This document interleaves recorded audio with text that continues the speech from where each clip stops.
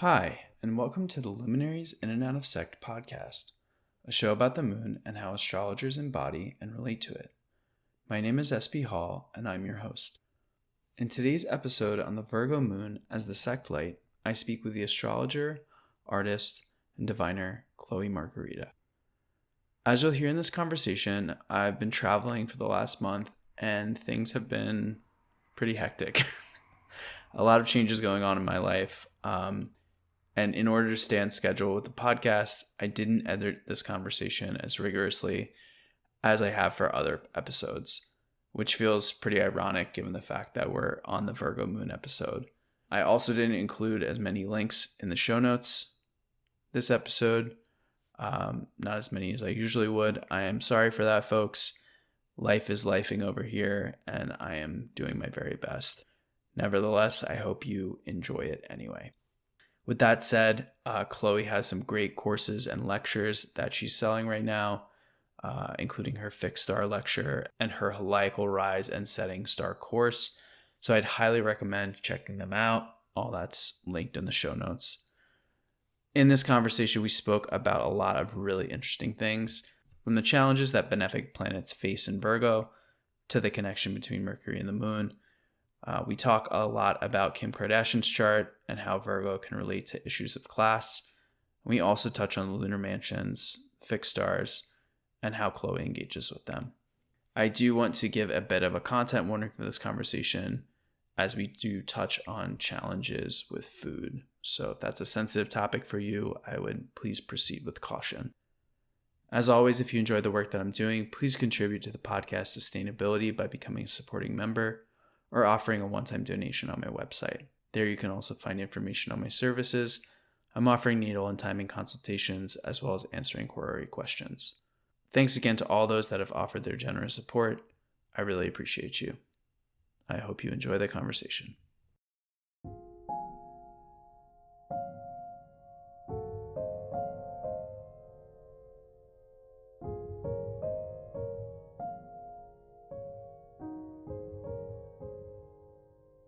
All right, Chloe Margherita, thank you so much for being here today. How are you doing? Doing great, comfortable. I'm wearing a very silken robe and Amazing. enjoying the Monday morning. Lovely. Yeah, you have a lot of red on today. Is there any particular Yeah. reason for that? Is there any particular reason? Not to my conscious knowledge. There's probably some unconscious or divine reason for it. I've just been wearing this a lot when I've been in the house. It just feels nice to sort of dress up when usually no one else is around, and to just, I feel like it, sends some sort of signal or affects my mood in a positive way of just, I feel like that's something I have to kind of remind myself of, just, putting effort into myself or putting effort into what I'm doing, even when it's not benefiting anyone else, is still important. So I guess that's what it means. Absolutely. For listeners, I'm wearing my blue shirt. It's Moon Day. This is typically my Jupiter Day shirt, because Jupiter is kind of like a dark blue, but I wore it for the moon today. The Venus retrograde is in full swing. You are a Leo rising, if you're okay with sharing that. True. Yes. How has it been for you, her retrograde through your first house? So it's been, I think I read somewhere, like online or on Twitter, that a few months ago, that this, like, to compare this cycle to what was happening in the summer of 2019, which is for me, has been very accurate. Both of those times I was in some sort of creative class. I was doing a lot of like creative stuff and spending a lot of time kind of just really steeping in my own artistry. Like, I am an artist and have many practices, writing being the primary one right now. Back then I was writing a book of food essays, Amazing. and had spent time like in Italy working on that with a friend. And now I'm in a ceramics class, which just feels really good, especially for my moon, to just be touching clay and watching how it does or does not conform to my vision. And I've been writing poems late at night, which is something I haven't done in a few years. I had like the South Node move through my fifth house a few years ago, which just completely was like a period of like, not disgust, but sort of renunciation or detachment from my normal creative practices. And so I feel like, yeah, I'm just figuring out what, new Chloe, so to speak, is interested in doing. And I'm doing the artist way right now too. So I was going to ask you, because you said before we hopped on the recording that you're doing daily kind of like free writing. And Yes. that's a tool that I've done the artist way a few times. And so that's a tool that, Amazing. that is kind of carried through. I've fallen off and I'm trying to get back into it because I'm having a lot of change going on in my Totally. life and I need to be reflecting. So I'm trying to use it as a tool, but it's been a little hard for me to get back into it. But that's cool. How has that experience Yeah. been? It's been really nice. It's been one of those things that's been in my orbit for years, but I've never actually committed to even starting at all because I guess it just felt too big. But I elected a date and Oh, it cool. just, right, of course. And then I like added it in and just felt like a really nice Venus retrograde in the first thing. And I've been really, really enjoying it. I'm pretty new. I'm like just finishing up week 2. Cool. But even just like the bare bones, like I'm really inspired to just write about like these, so each morning, if you don't know, listener, you do 3 pages of just free writing, just whatever is coming out to kind of like get the stuff moving, get the gunk out. And I also find it a really interesting divination tool because it's like whenever you ask the Absolutely. question, like it'll answer that Yes. question. And then the other thing you do each week is you do like an artist date where you take yourself and only yourself out to do something you really love. And that has been fun because it is really interesting to watch myself when I'm not going out with another person or there's all these other like mundane things I have to do. It's really interesting to watch my brain try to wiggle out of doing it, of like, oh, it's frivolous, or oh, it's not worth the effort. But then just, as we'll get into later, my Virgo moon loves being told what to do sometimes. So to be like, okay, this book is making you go out every week so you can check off a box. And then I do it and I'm like, yeah, like this past week I bought currants and just like hung out at a park and I'm like working on memorizing like a Rilke poem and it was Ooh, I love that. so amazing. It was so much fun. And Cool. yeah, and I feel like that's like as an artist, as someone who's making content, which I'm sure you can relate with, just having like something in the well that isn't just technical, that isn't just, oh well, I've spent time thinking about something. Well, did you experience something? Did you like feel through something? And it just gives you like permission in a way to do that, which is kind of silly that we need, but that's the world Yeah. we live in, I guess. Yeah, absolutely. And for those of listeners that don't know about the Artist Way, it's by this artist and writer named Julia Cameron. It's like a 12-week program where you do activities kind of every week based on a theme. There's like a chapter you read. And the foundational tools are kind of like these morning pages and the artist date every week. And Exactly. it does feel very astrologer good to be doing that kind of going through that kind of process while Venus is retrograde in your first. So that Yeah. seems really, really awesome. That's exciting. Yeah, thank you. It is. And yeah, it's just funny how it's like this chicken or the egg situation of like, did I start doing this because of the Venus retrograde, right? Did I intentionally do it? Like, even if I guess I'm going to try and get at is like, even if you know the astrology, you still find yourself like being domed by it. You know what I mean? Right. Yeah. That can be kind of a mind fuck for sure. Yeah. Where, Yeah. Which yeah, just to kind of give relatable. people a little context, like I'm back in my hometown for the first time in 5 years, and Yeah. Venus is retrograding through my ninth house of long distance travel, and so I've lived in LA the last 5 years, and so that feels very appropriate. And I got engaged in November, and our relationship ended on the 4th of July, and so I've been we've been kind of like a casualty of the Venus retrograde, and it's been a good thing. I think ultimately we're both like, okay, this is for the best. But it is really kind of interesting to think about, like, sometimes fate feels very fated, and sometimes it's like I feel like I made this choice, but I'm still not totally sure. And I think astrology can kind of like blur the lines and almost confuse things a little bit, where you're just kind of like, I don't quite know whether this was my choice or not. Um, so it's very, very interesting. Yeah. Yeah. Well, I mean, thank you for sharing that. And Mhm. yeah, I mean, obviously this is just a podcast interview, but yeah, I just want to hold that. That's hard, but it's also, I mean, I've also experienced those moments as kind of like emerging out of like a cold plunge bath, you know? Mm, yeah, absolutely. Yeah, thank you for that. Mhm. I kind of look back on other Venus retrogrades in Leo, and it's my ninth and third.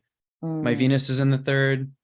My nodes are in the ninth and the third. So like maybe that speaks to mm, why it's so intense every time. But like literally, I move state every time Venus goes retrograde in Leo. The I don't know what happened when I was like 9 or 10, but I'm sure yeah. some stuff was going on then.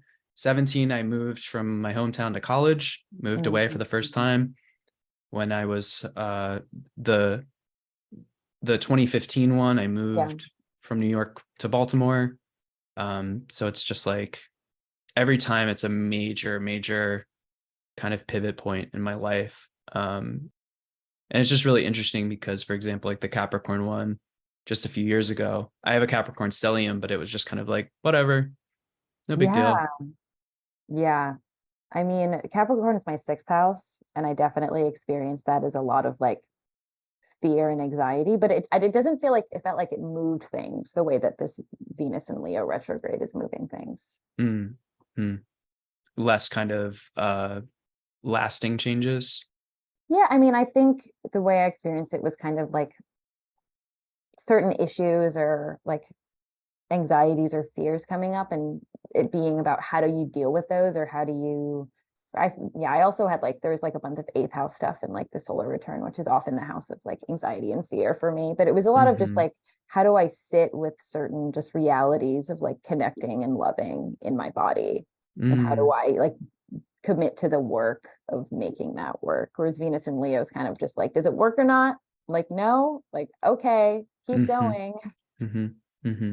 Yeah. The kind of like binary I think about with sect of like, is it a day chart or a night chart? It's like, I feel like the sun, it's like, is the sun on or off? And like we do have those Yeah. liminal dusk dawn spaces, but I think astrologically it's really interesting that I know there's this kind of like commentary about like bisexuality, but like it's kind of like a lot of people are just like either it's a day chart or a night chart, Yeah. there's a binary with that. Yeah, and I think of the sun too being this planet of prophecy and wisdom, and it's sort of like the wisdom of the sun in my experience is kind of just this immediate like dawning of information from the divine, and Hmm. it doesn't mince words, and it doesn't really allow you to like negotiate with it. You just kind of have to Hmm. live in that new reality. Yeah. Yeah. The sight, I think, that can come with the sun, and Yes. the sun being like Leo being the sun's domicile. Um, Yes. Thank you yeah. for clarifying that. Super, super interesting. All right, let's get into the conversation at hand. Chloe, can you offer us an introduction to yourself and your practice? Yeah. So, as you mentioned, my name is Chloe Margherita. I am an astrologer, writer, artist, spiritual practitioner.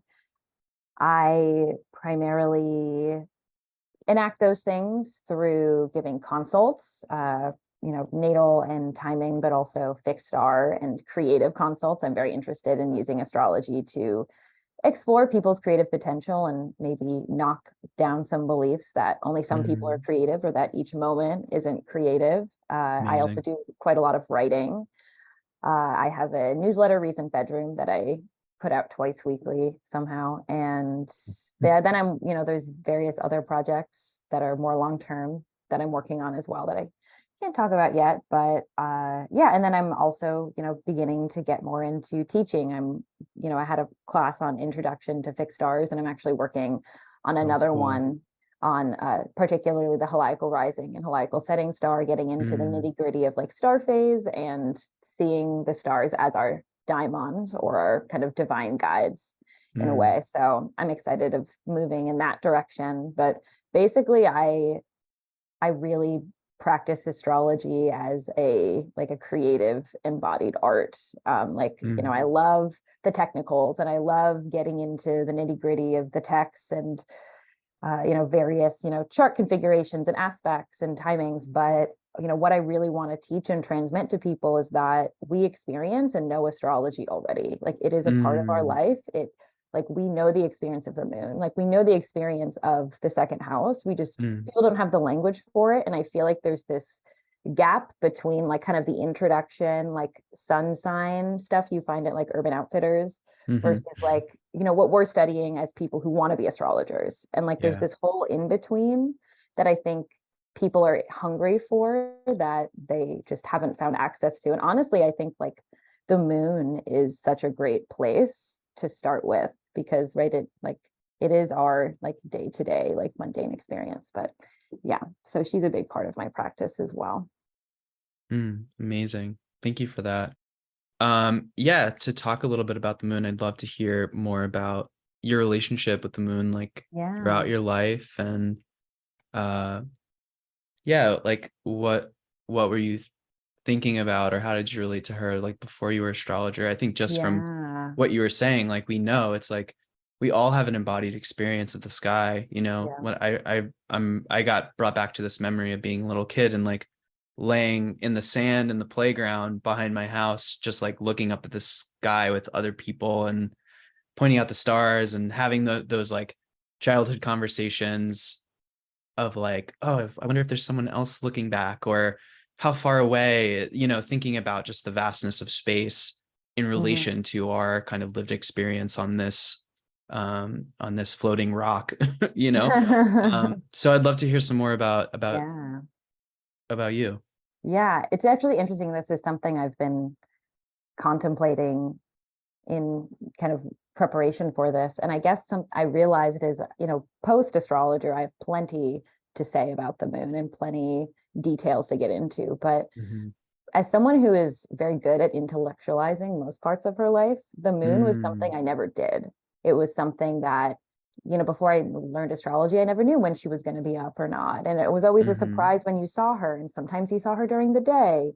And it was always something I really associate her with my mom, because she's someone who has a lot of appreciation for life. And so she would make a point of like looking out at the moon with me. I remember we woke up early one morning to watch like a lunar eclipse, like before we knew what that meant.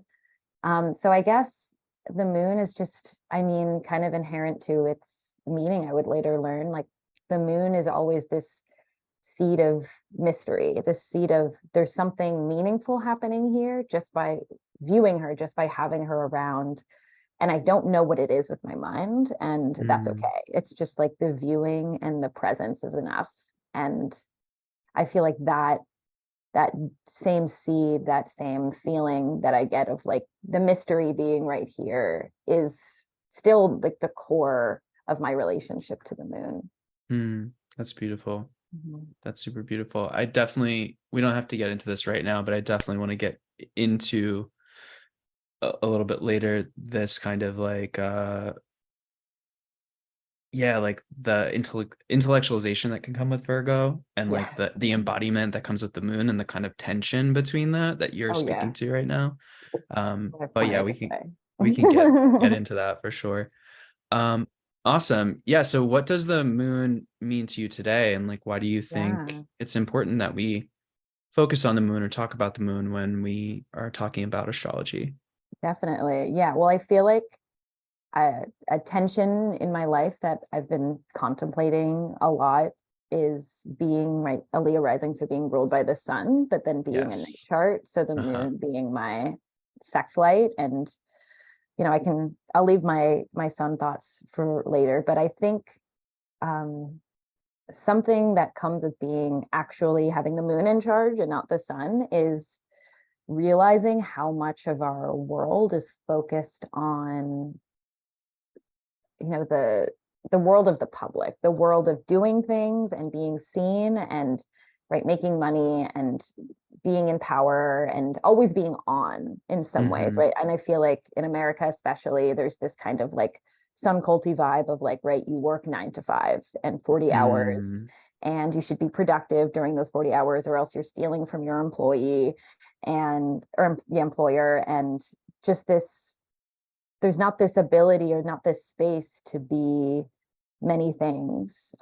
So I think that, a tension that I've had to resolve is this desire to, in my more sun mode, to be my best self all the time, to always show up as I think I should show up, versus the moon. I mean, the moon is our moods, right? The moon is always cycling and always changing, just like, our appetites and our desires and our emotions. And this is something I got from Austin Coppock, where he says, like, I'm not hungry and angry all of the time, but if I am in this moment, like, that's real. And that's not just something to like explain away because it's inconvenient. Like, that's a truth of its own. And that's something, worth acknowledging, or worth maybe exploring as containing wisdom, even if after I eat a sandwich, I'm not hungry anymore. Like those things that pass away, like the relative details of life versus like kind of the absolute truths. Like that's how we approach anything. Like, I mean, I also think of this William Carlos Williams quote, "No ideas, but in things," right? Of like,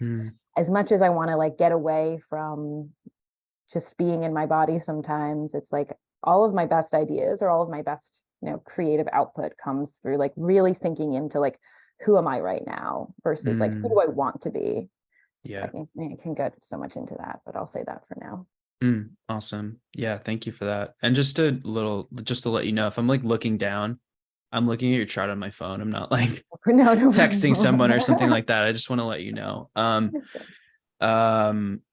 Yeah, I was just like calculating your chart in Placidus, because you have your moon in the second house in Virgo.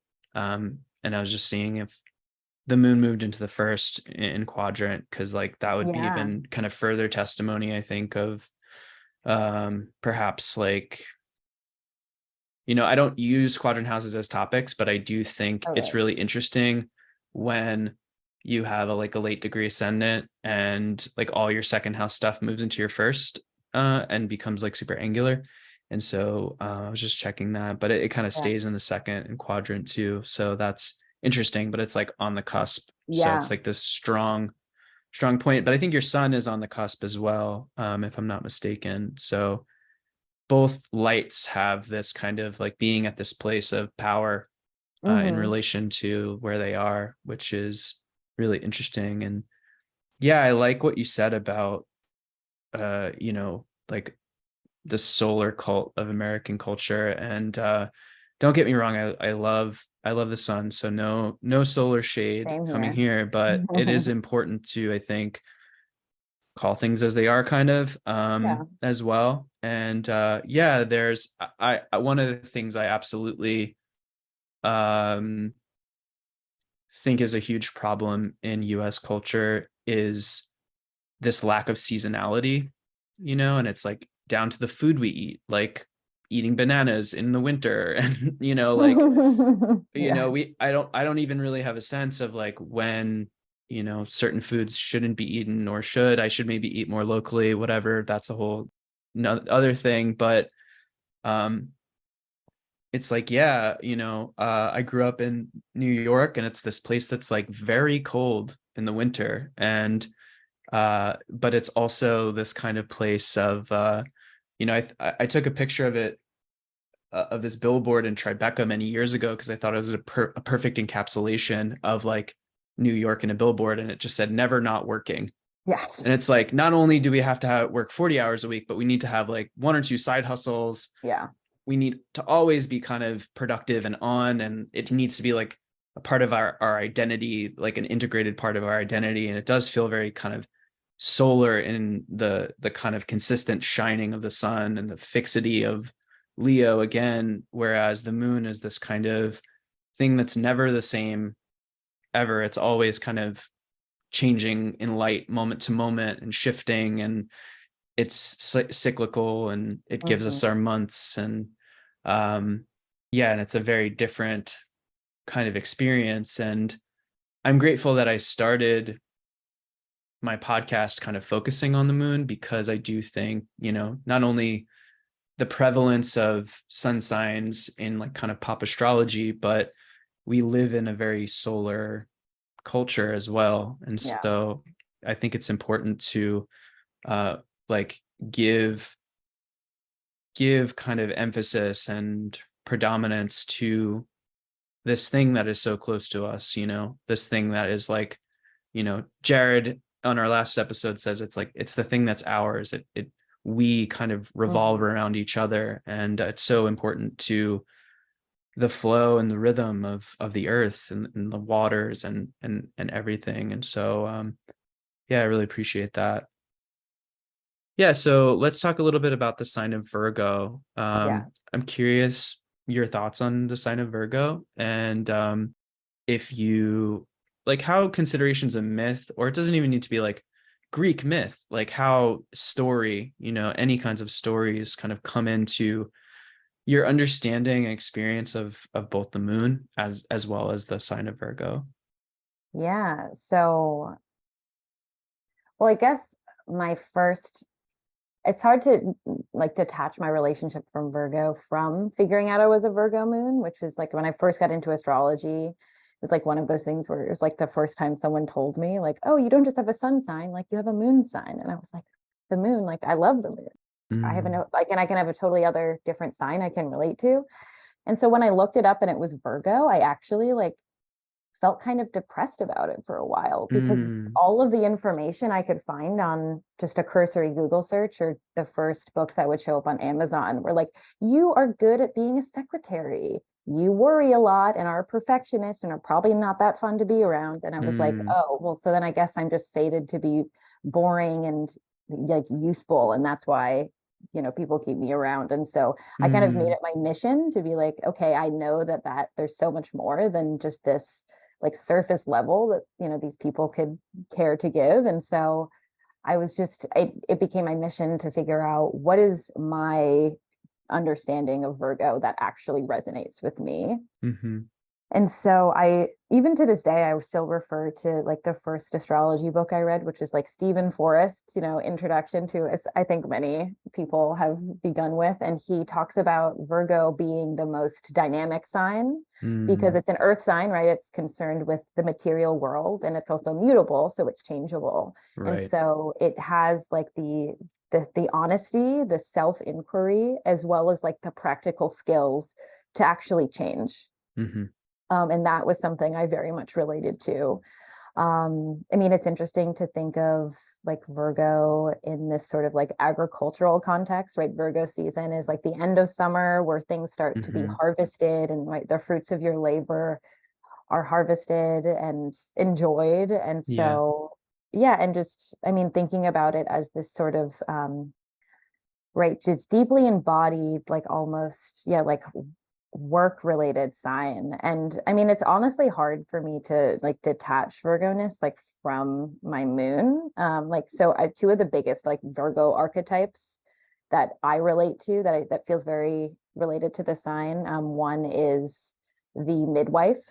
This idea of you're not the thing being born, you're not like what is birthing the thing, you are the person in between. Like I feel like that in between space is very Virgo. Being able to maintain or like pick up on a process, but also having like the groundedness and just this sort of what's the word, like muscle memory skill to like make the thing happen. And then the other archetype I think of, and one that I engage with in my own kind of folksy way, is the herbalist. Right, the one with the knowledge of the plants and of the natural world, is able to look out and observe, but then pick up the details and the particulars and figure out, okay, this is useful in this context, and maybe this plant is good for this kind of headache, but this one is good for that kind of headache. And so, right, really getting into the details and the richness of like the incarnated world, that part of Virgo feels very alive for me, and just having like the kind of mental organization to do something with that. I love that. Yeah, the first thing that comes to mind, and I thought about this when you first shared it earlier in the conversation, but Virgo feels very much like a ceramics glass. Like and especially like the moon in Virgo, like the kind of Mm-hmm. like wet clay feels very kind of like moon in an earth sign. Definitely. Um, and it's like what does it mean for to have the groundedness of earth, but the mutability, the changeability, the dual nature of a double-bodied sign. And it's like making sculpture or making Mm-hmm. a container that can be used to fill with water, to fill with some kind of nourishment. um Sculpture feels very kind of like Virgoan to me as well. Yeah, um in contrast to like say a painting or something like that, which feels a little bit more like Libra is the first thing that comes to mind. I'm sure there's a totally. lot that we can do to kind of navigate that, or like kind of get nuanced into that. So that feels really interesting. And the other thing I just wanted to share was I took Jason Hawley's Earth Science class, which Mm. was like really, really incredible. And one of the things that we did, which I found really helpful, was it's like kind of I think he calls it astrodrama. It's like a play off of psychodrama.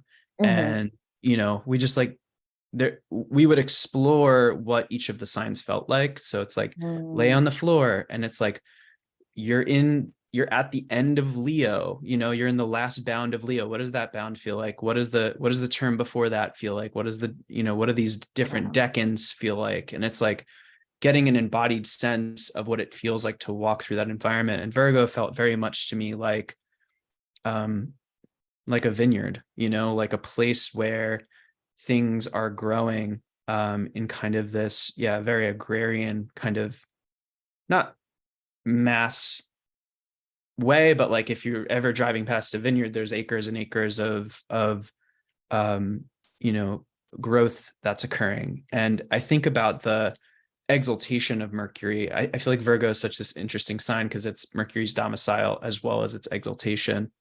And it feels very much like the party that Mercury wants to have in Virgo is like that time of harvest. Yeah. And, Mercury is very good at like managing the details. And so it's like the pleasure in going through each of the vegetables and discovering like which ones are saleable and which ones are not, and kind of like making those very quick decisions and putting, doing the separation of that. And it reminds me kind of like, oddly enough, like working in a restaurant on like a very Oh yeah. busy Sunday or something like Yep. that, like a brunch shift where you're Yep. like all as one as a team, and you're just like, man, this feels so fucking good to like work Mm-hmm. together and just be supporting each other and like feeling that camaraderie of like doing uh like of a job well done, kind of Yeah. serving. And I think that that's also an important word of Virgo. Like service can be an important word.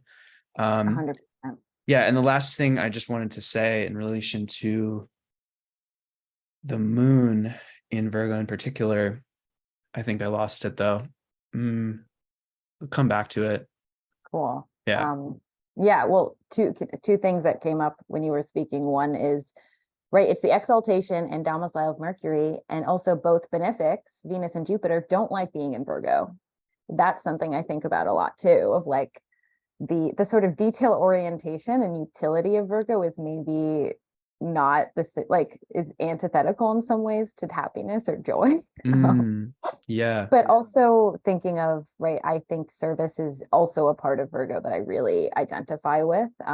Like I've worked in the service industry a lot, and I find a lot of benefit in just like you have the power to make someone's day really nice, Mm, or like show just basic love and care in like this fleeting interaction. And it's like you can take it not so seriously, or you can, and I find a lot of benefit in that. And right, the place where I first started studying astrology was at a Zen monastery, oh which wow. has a lot of rules Mm-hmm. and forms, and service is baked into it. Mm-hmm. And I think a lot of people who came in, from like, being Westerners, were like kind of balked at that. But I was immediately like, okay, like I have a role and there's things I'm in charge of and there's like protocol to follow. I was like, great, like I know exactly what to do. It just, there's like this immediate meaning that comes with, oh, I'm doing something for the benefit of something else or for all beings is, something we would say. Yeah, great point.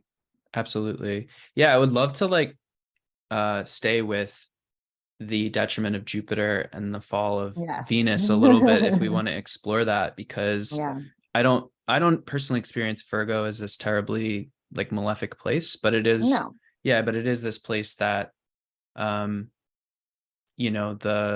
benefics aren't terribly dignified.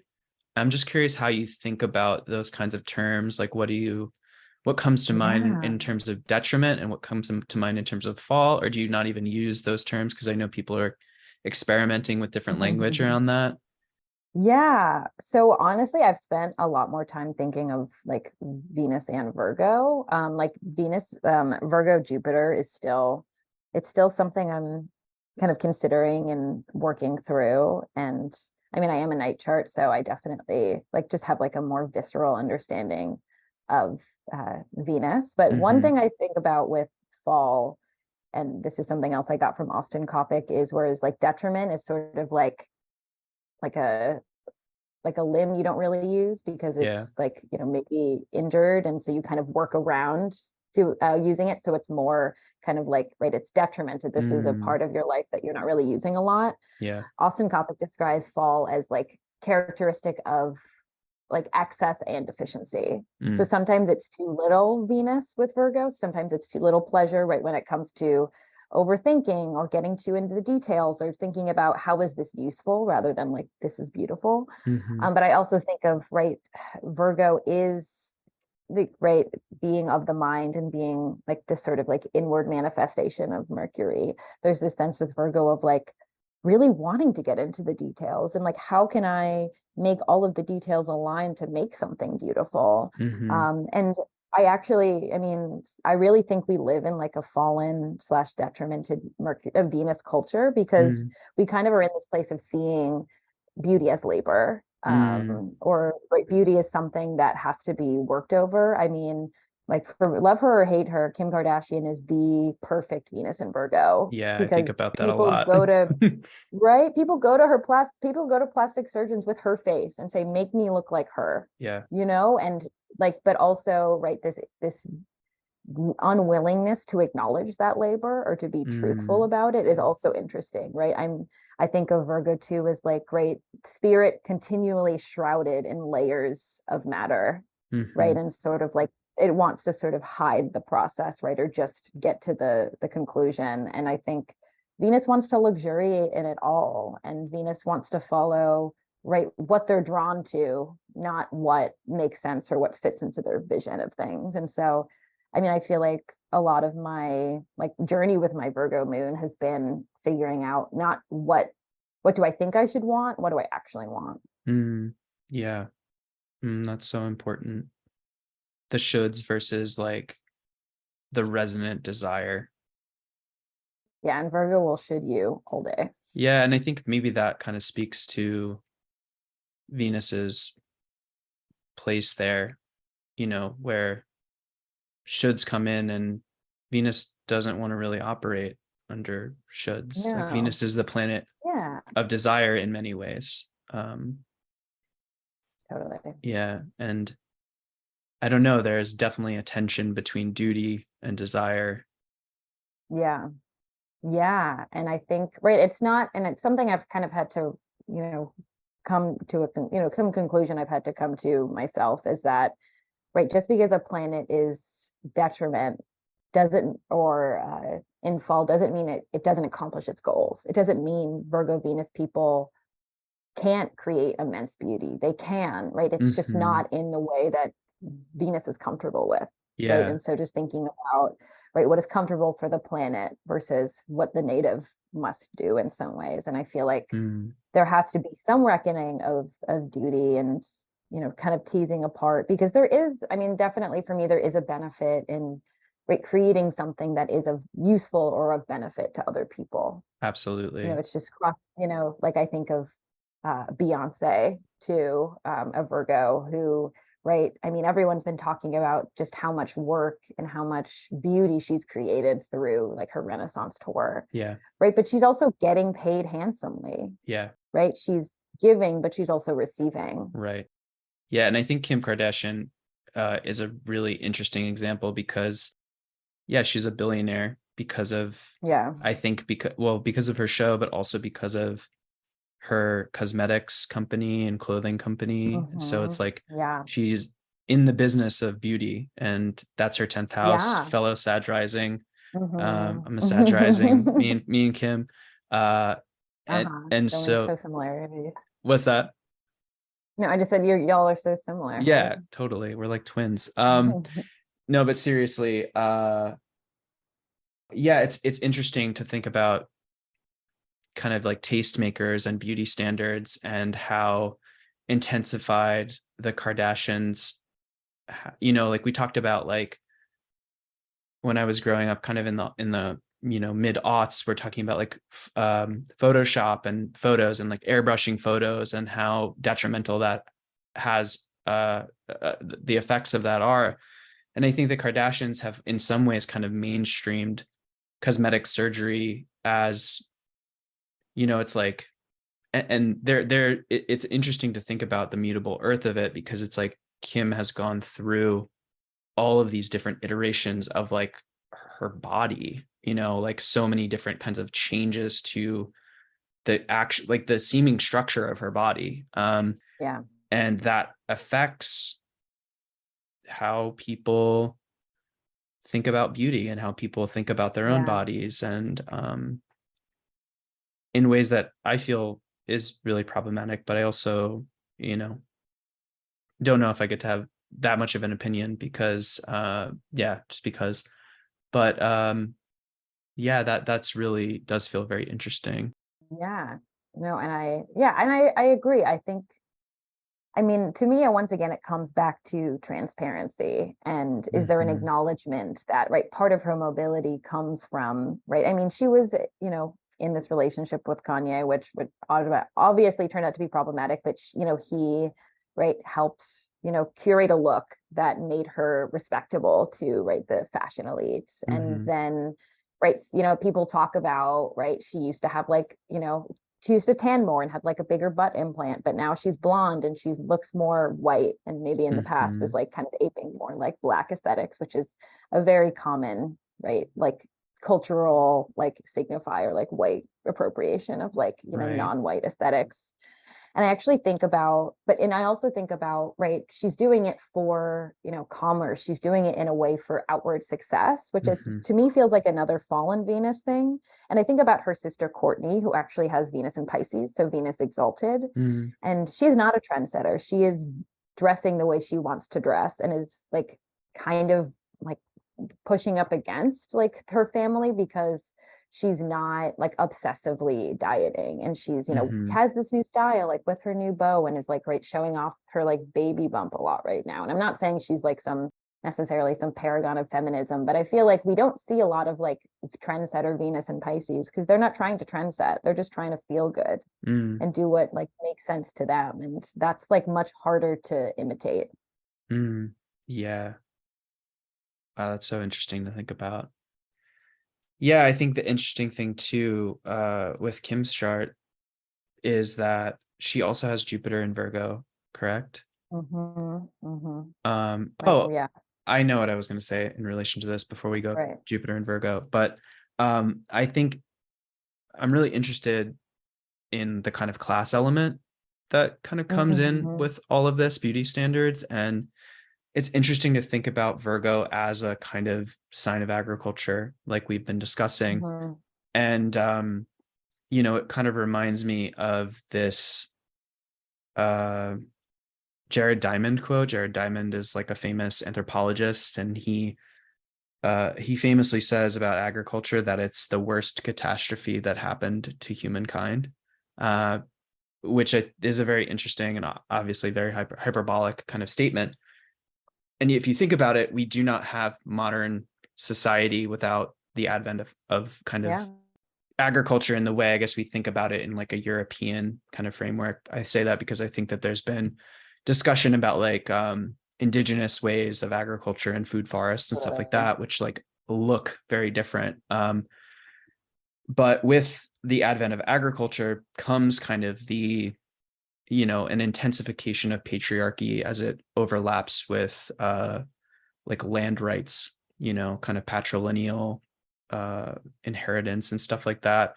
And so it's just interesting to think about class as it relates to Virgo and how that kind of plays out, I think, with Kim Kardashian in particular, because there is a real kind of class element that's not acknowledged and not put forward. She famously is like talking about how people need to go out and work. And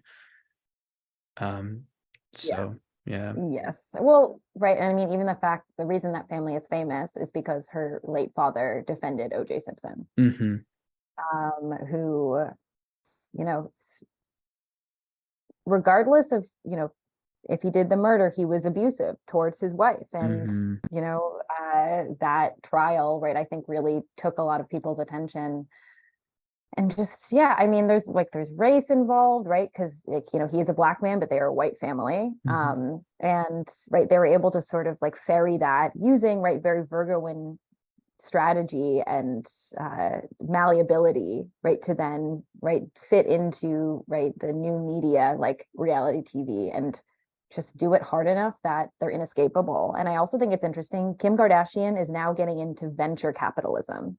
She has like a VC fund that she started, right? So she's kind of aware, right, that she's aware that she's in her 40s, like obviously she's puts a lot of work into her appearance, but after a certain point in this culture, right, women can't use their looks as cultural capital.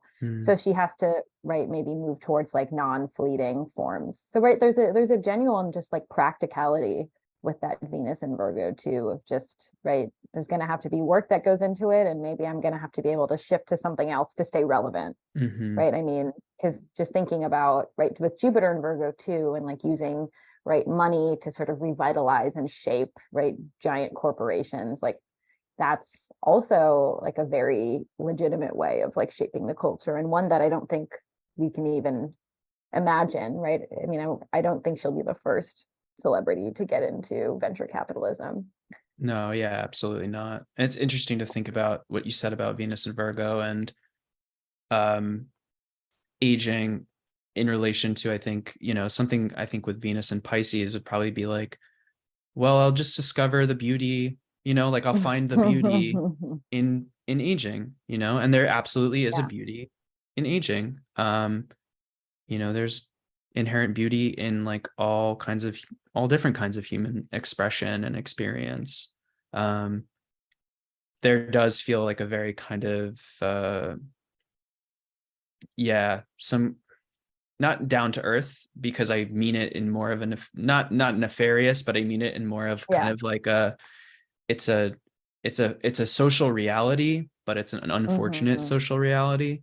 And I think about Kim's interest in law with a Sag rising, Jupiter in Virgo. And I think about, if Mercury in exaltation is like the harvest, like the event of harvesting things together, Jupiter is like, I don't do this. Like, these are not this isn't what I want to do. Like I make the laws about how the land is managed. I don't manage the land.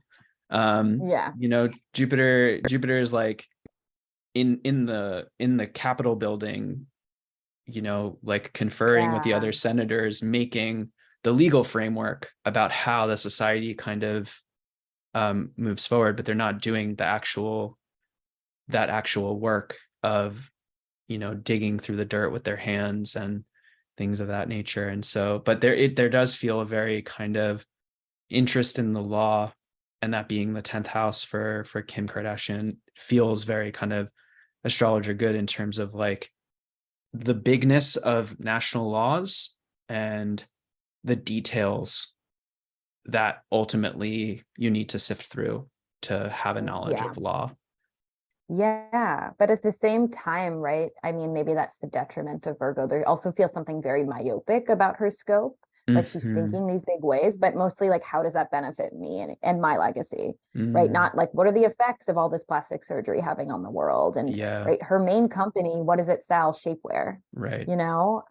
And yeah, I mean, are you familiar with like the decans at all? I'm not familiar with the decans of Virgo, so I'd love to Totally. hear your take on that. Yeah. So her, if I recall correctly, her Jupiter and her Venus are in the third decan of Yeah. Virgo, which Austin Coppock calls the sarcophagus, because it's very much Ooh. about like, what material things are your legacy, right? What are you taking with you when you die, right? Nothing, but what are you leaving behind? And Mm-hmm. he talks about this, I think it's this Iroquois phrase that like you should consider your actions unto the seventh generation. Mm. And she is doing that like for her family, right? Yeah. Not, they will be set up for, generations. But is there really an implication of like, how does that fit into what you want the world to look like? I Mm.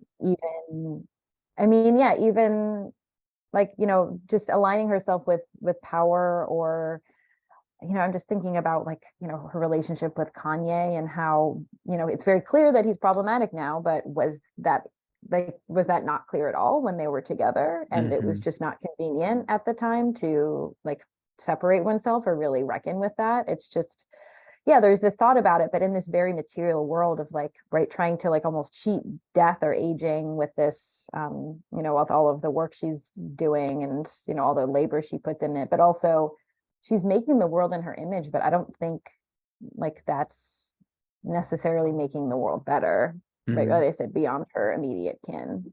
Yeah.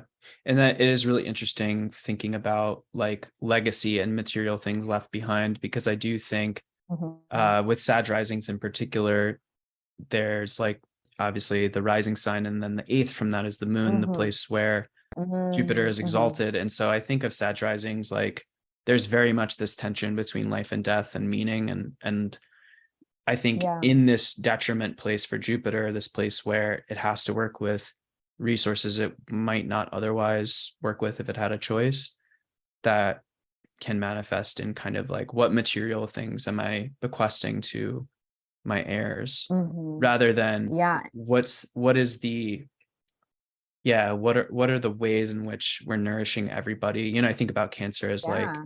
Cancer can be very kind of like one-to-one focused with like the moon Mm-hmm. and its associations with nourishment and family. But I also think with my own Jupiter in Cancer, I think a lot about like service to the world at large. Yeah, yeah. I think the phrase that comes to mind, especially if we're talking about Jupiter, right, which is obviously exalted in Cancer and so has, you know, a lot to say about the sign, is like, what do we owe each other? And I'm Absolutely. pretty sure her lot of spirit is in Cancer in the eighth. So I Mm, really definitely feel like that's intertwined as well. yeah, that sounds about right, because I know her fortune is in Taurus. So yeah, that would Mhm. make her spirit, I Of think, course it fall in it. Yeah, is. right. um, all right, cool. Now that we've dissected Kim Kardashian's chart, Amazing. I would love to hear more about your experience and what you feel like it Yes. means for you for your moon to be in Virgo. Yeah. And I'm particularly interested, like you have this kind of, if you'd like to talk about it, I know Chiron can be like Yeah. obviously like a sore place, but you have this kind of moon Chiron conjunction, and I have a Jupiter Yeah. Chiron conjunction. And so I'm just really interested in how you think about Chiron and how you think about kind of planets co-present. Totally. Right. Well, it's my most exact conjunction. I think they're about 1 degree off. So it's one of those things that like I thought about a lot at the beginning and then kind of forgot, just because I don't use Chiron a lot Yeah, in same. my practice, but it's definitely real and it's definitely there. Mm, Yeah, and I mean, just to kind of add to that, my moon is right at the beddings. mm, So it's also cool. conjoined a lot of courage. Oh, So I have a cool. lot a lot is laid at her feet, I'll Mm, say. So the Chiron part uh is like a lot of my kind of personal and spiritual journey has been giving myself permission to feel my feelings and to have them not make sense. I think a way I experience my Virgo moon a lot is not what am I feeling, but what is the reasonable thing to be feeling in response to this. Yeah. And so, I mean, sometimes that's helpful and just, taking a step back from my response and being able to be like, oh, like this person is maybe triggering me and that's on me to work through. That's not, they don't need to change. I don't need to make them stop. And so I think it's good in checking myself, but there can definitely be this overcorrection in the sense of, oh, well, you're more emotional than you should be in response to this. Does it make sense? So you're not allowed to feel this. And so I think there can definitely be this feeling like my emotions being like this weak spot or this wound. But conversely, I mean, I've always loved emotions and feeling. I mean, that Fiona Apple line, like, I just want to feel everything. Like I heard that and I was like, yes, aspiration. Yes.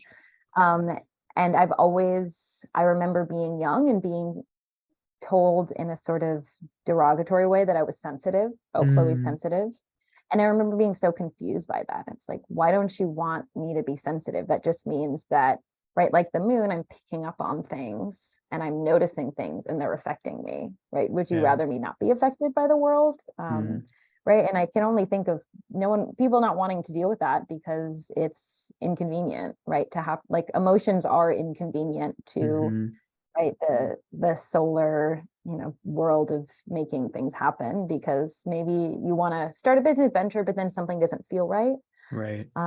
So that's another thing of, like, I feel like my moon is really good at picking up when a person or a situation doesn't feel aligned with me. Because it's also interesting thinking about the moon as, right, being the lot of fortune, which is a lot about our circumstances, is the moon's lot. Like the moon can be literally like where we find ourselves.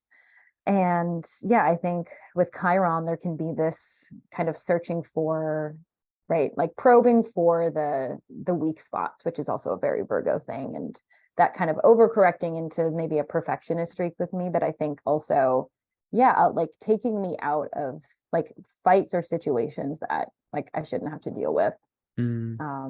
But yeah, with a lot of courage there too. Like I definitely, like, I remember having this conversation about it with Kira, who I know you had on the show before, about, like, she was talking about, oh yeah, a lot of courage is conjoined, like, your moon. So you need to like have courage in feeling your feelings. And I remember being like, oh, like, why, like, for what purpose? And she's like, just the purpose of doing it, like of like the act of feeling them and having the bravery to do that is enough. I'm just like, fine. Cool. Yeah. I mean, I think that, like, the first thing that comes to mind is, not to jump ahead to the next question too much, but the second house is like this house of self-resourcing.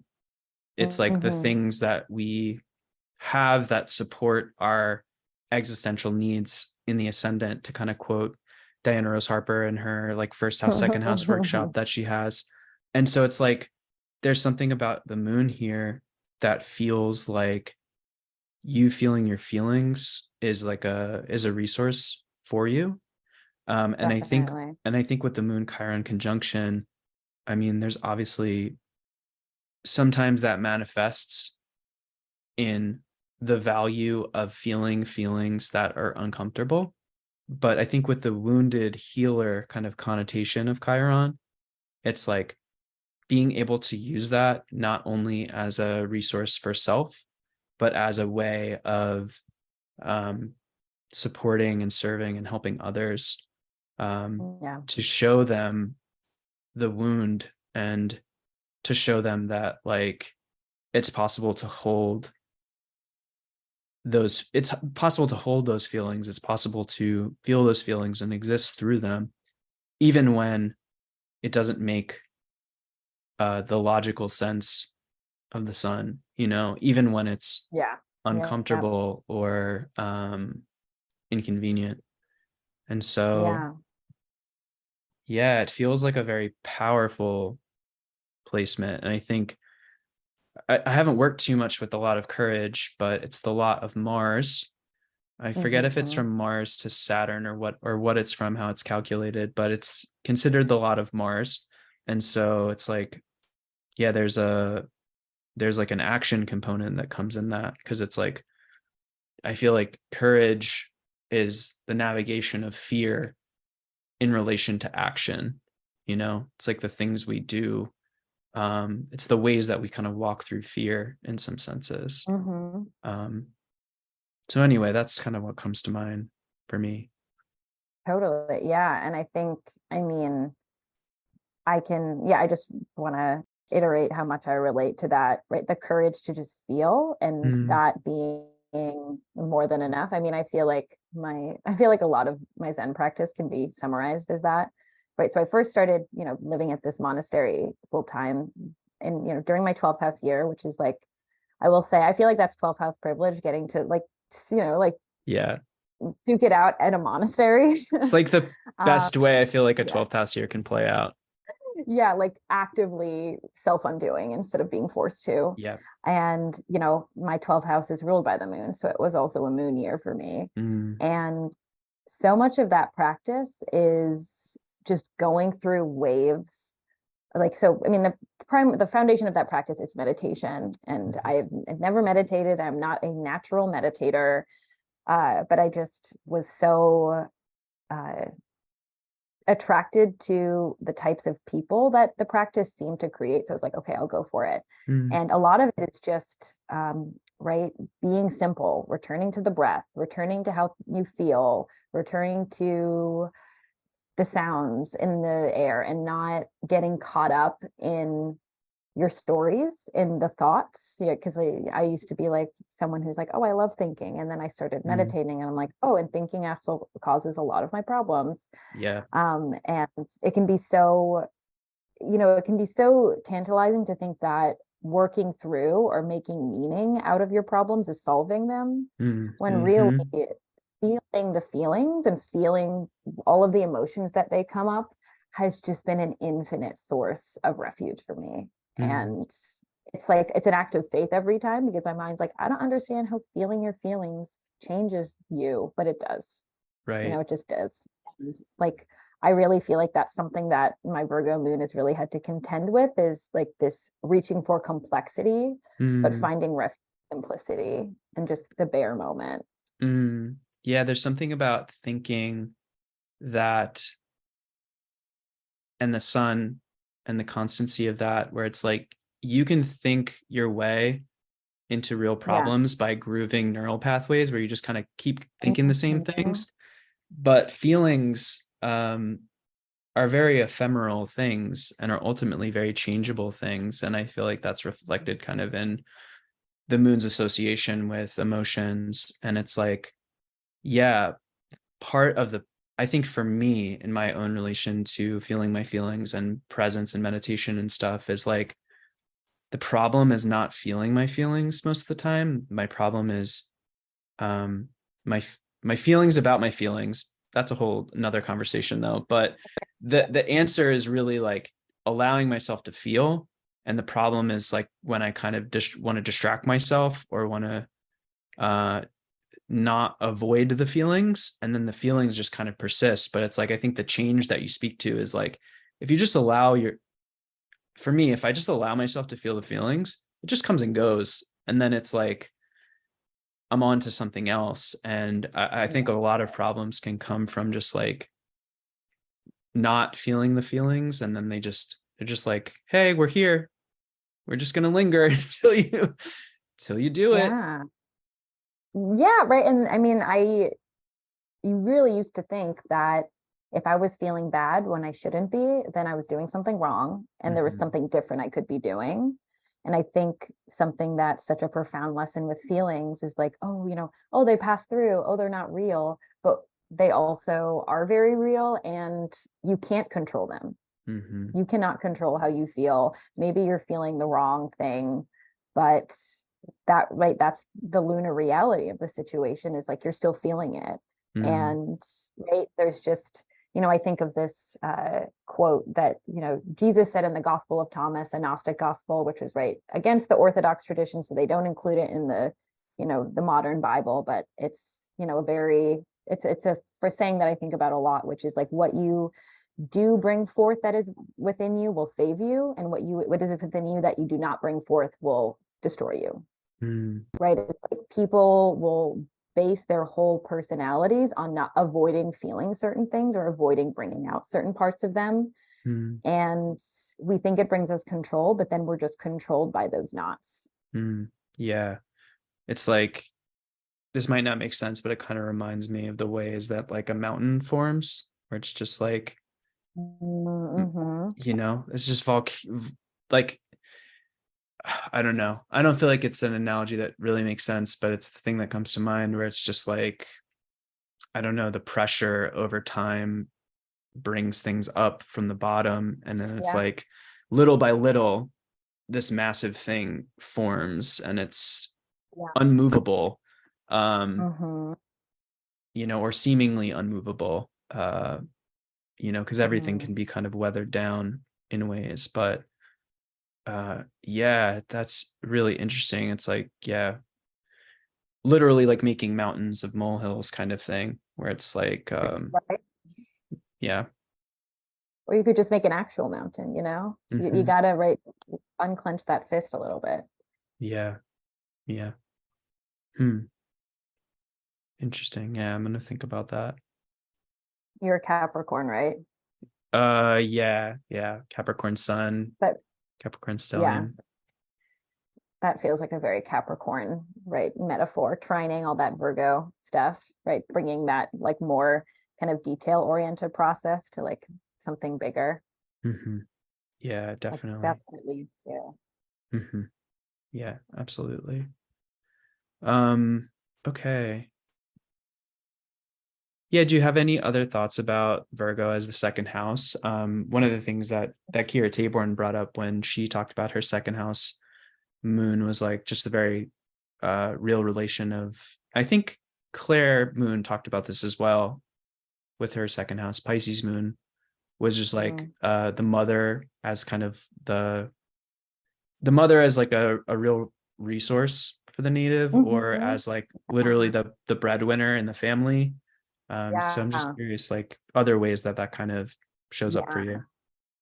I mean, that part is definitely true. And my moon is also sextiling Jupiter from the 4th.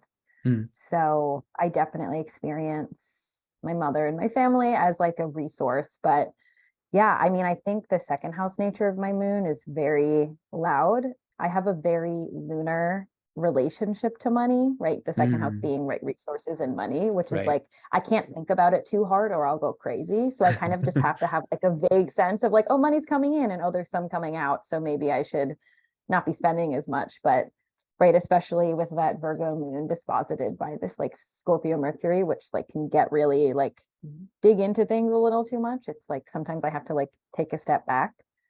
I experience a lot the second moon in relationship to the second house through food. Like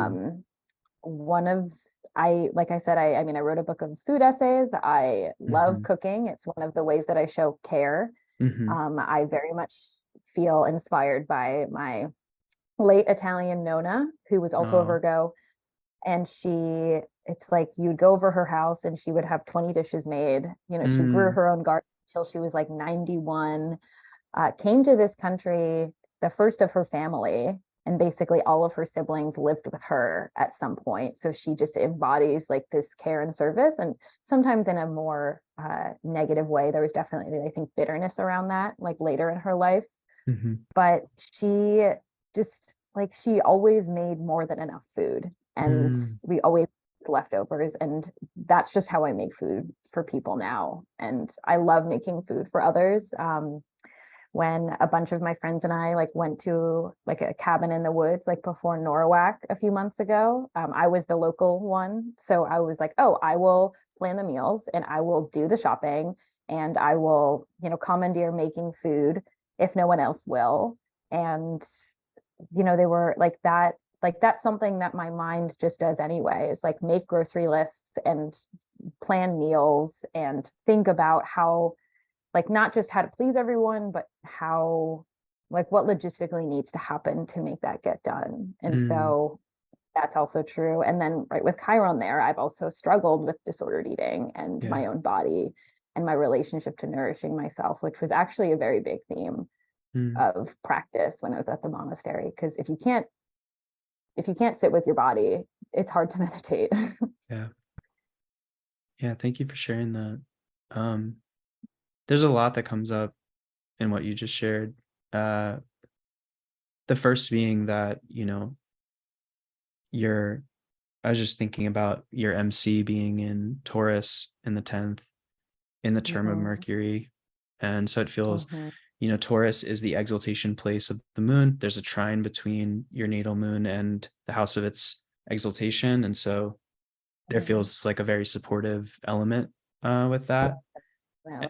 And Mercury is the planet of writing and communication and things like that. So it makes so much sense that you wrote a book about like book of essays about food. That's so cool. Man, I love astrology. It's wild sometimes. I know. And then I think about like, yeah, I have this, I don't know if we should get into this too much. If this feels uncomfortable, it's totally fine. But I have my Jupiter exalted in the 8th.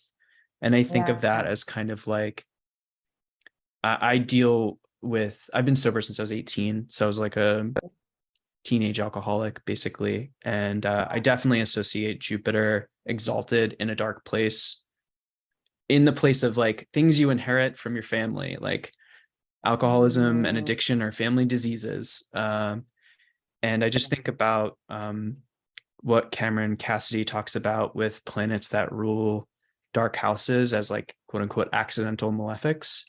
And just curious how how you think about the 12th house and if that plays in at all with like struggles around food or what have you. Totally. Yeah. I mean, probably definitely. I think I actually feel quite a bit of like 12th house privilege, if you can call it that, right? Because, it's ruled by the moon, right? It can see all of its triplicity lords, or no, that's not true, but it can see the moon and it can see Jupiter, right? And they form like a sextile and a trine. So it's supported by both its exaltation and domicile lord. It can't see the malefics. And like I said, right, I spent this moon year like in a monastery in a very safe container to deal with suffering and isolation. But yeah, I think something that I notice about when I was really in my like disordered eating dieting mind, and I think it's a pretty common experience, is even when like in your mind it's like, oh, I'm being healthy and I'm like taking charge of my food and diet, there's still a sense of secrecy and separation. Like when you're really restricting yourself, you're denying yourself of what most other people are eating. And so like wouldn't eat with my family. When we went to a party, I would have to obsessively plan about what I would eat or not eat, and bring my own food. And and I could just even tell like my mom would just like we would always eat together growing up, and it was just, I could tell it kind of made her sad that I just wasn't allowing myself to do that anymore. And so I think that there's this just interesting dynamic when thinking about the 12th house, especially right with Cancer there for me, of like this nurturing coming through this lack, right? Or feeling like in order to be loved, because that's what a lot of like my disordered eating was about, was like I have to look a certain way to be valued and cared about. Like a lot of it came back to like, oh, you can only be loved by like working on yourself and trying really hard to not be what you naturally are. I just think about I'm just having my own stuff come up around family and like togetherness. Like I said, I'm back in my hometown after not being here for 5 years. So I've seen a lot of extended family this past week, and it's been so nice. Just thinking, growing up in New York, like so much of like Italian culture kind of seeps in to just like the cultural zeitgeist here. And just thinking about like Sunday dinner and like this kind of practice of like the whole family getting together, and Nona cooks like the gravy, and you have a big meal together. And I'm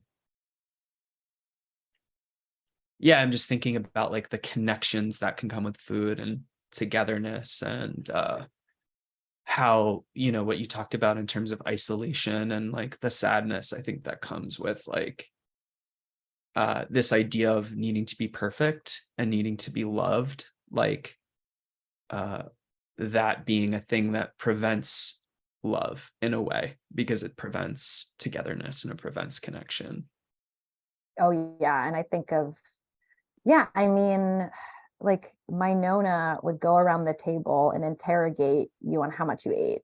You know, it's that she wanted to make sure you were She eating a wanted, lot and she'd be disappointed. yeah. You know, she didn't want me to be smaller. Like she Hmm. didn't want me to like she didn't want to applaud me because I only ate salad, you know, when she had made all this other beautiful food for us, Yeah. you know, and yeah, I think like there was something else.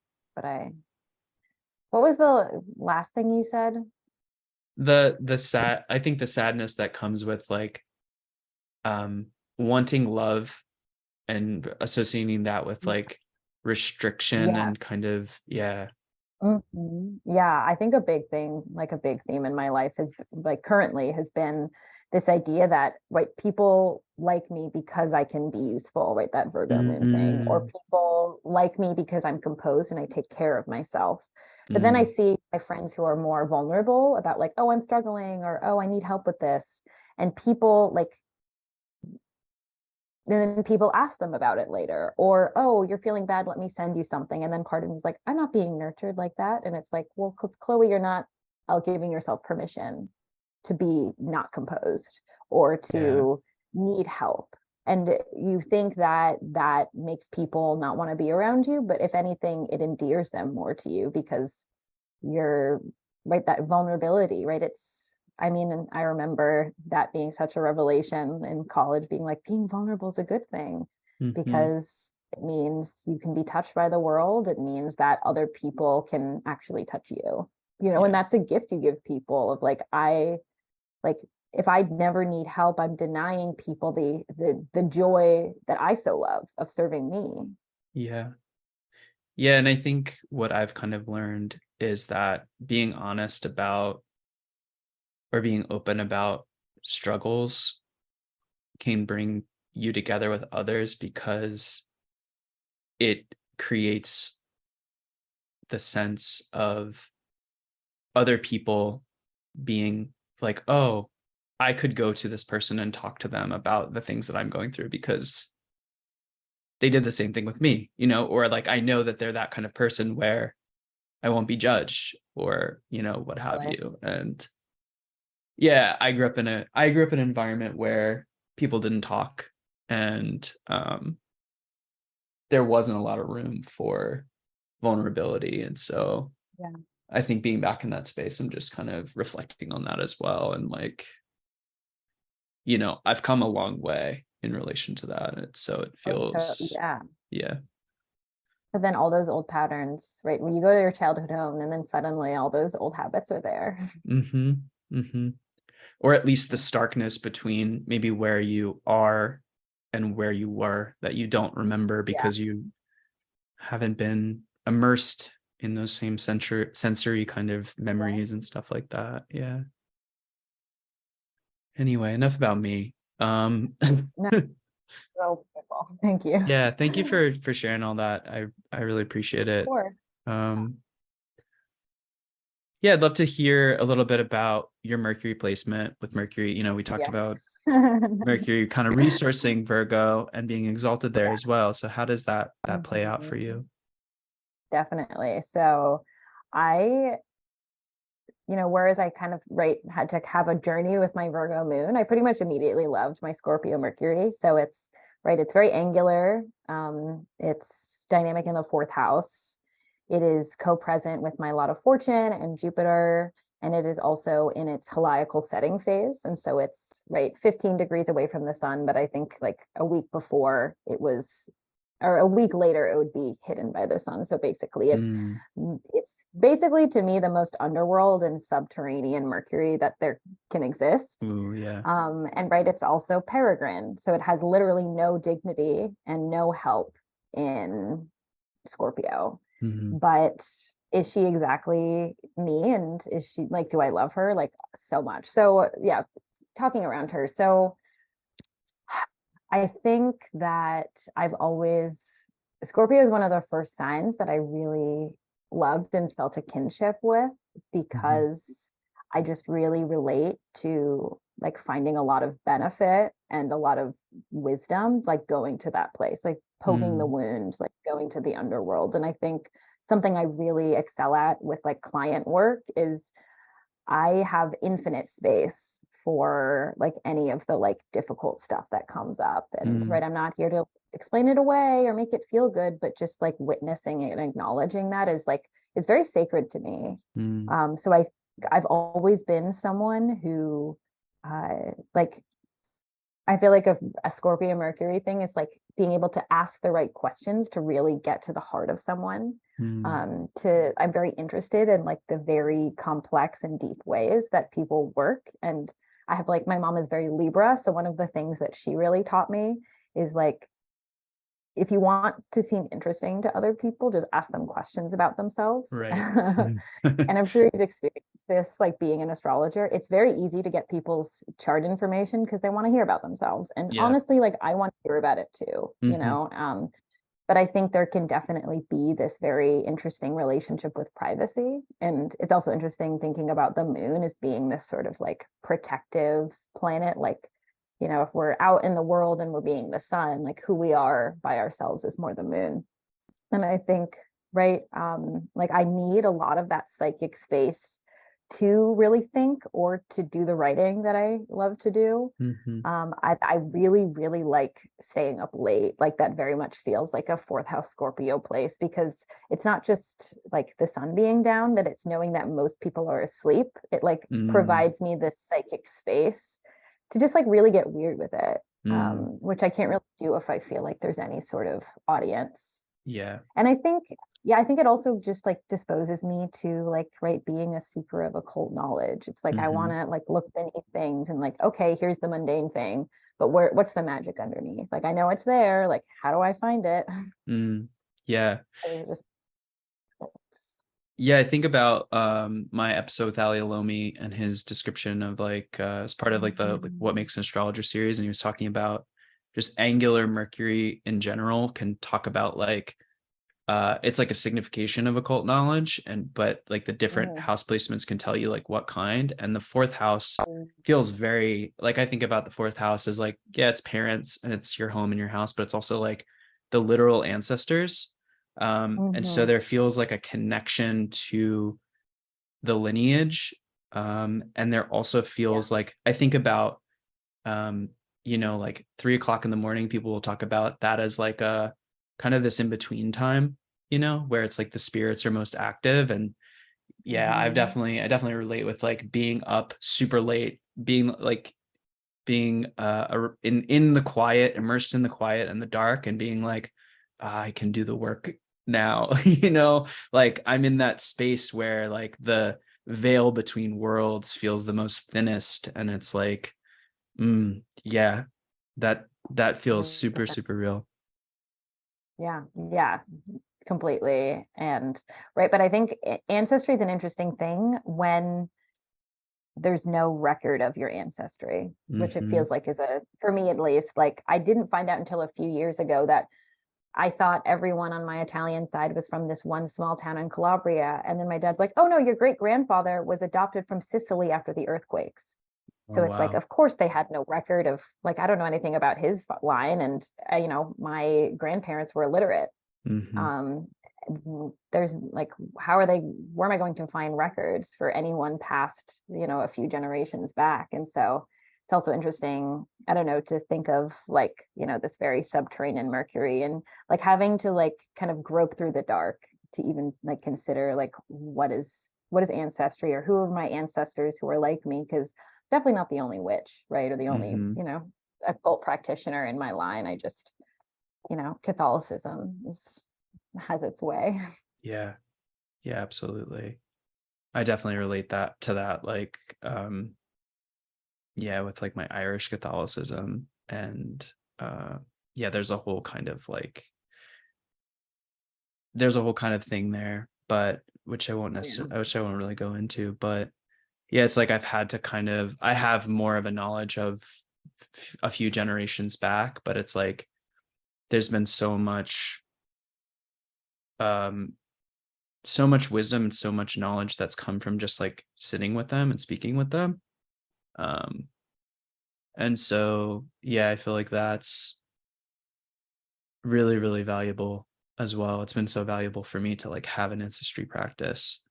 Um, especially like with my ascendant ruler in the eighth and ruling the fourth, and Mhm. it's just like, yeah, ancestry and the things I've inherited and navigating that is like such an important part of my life.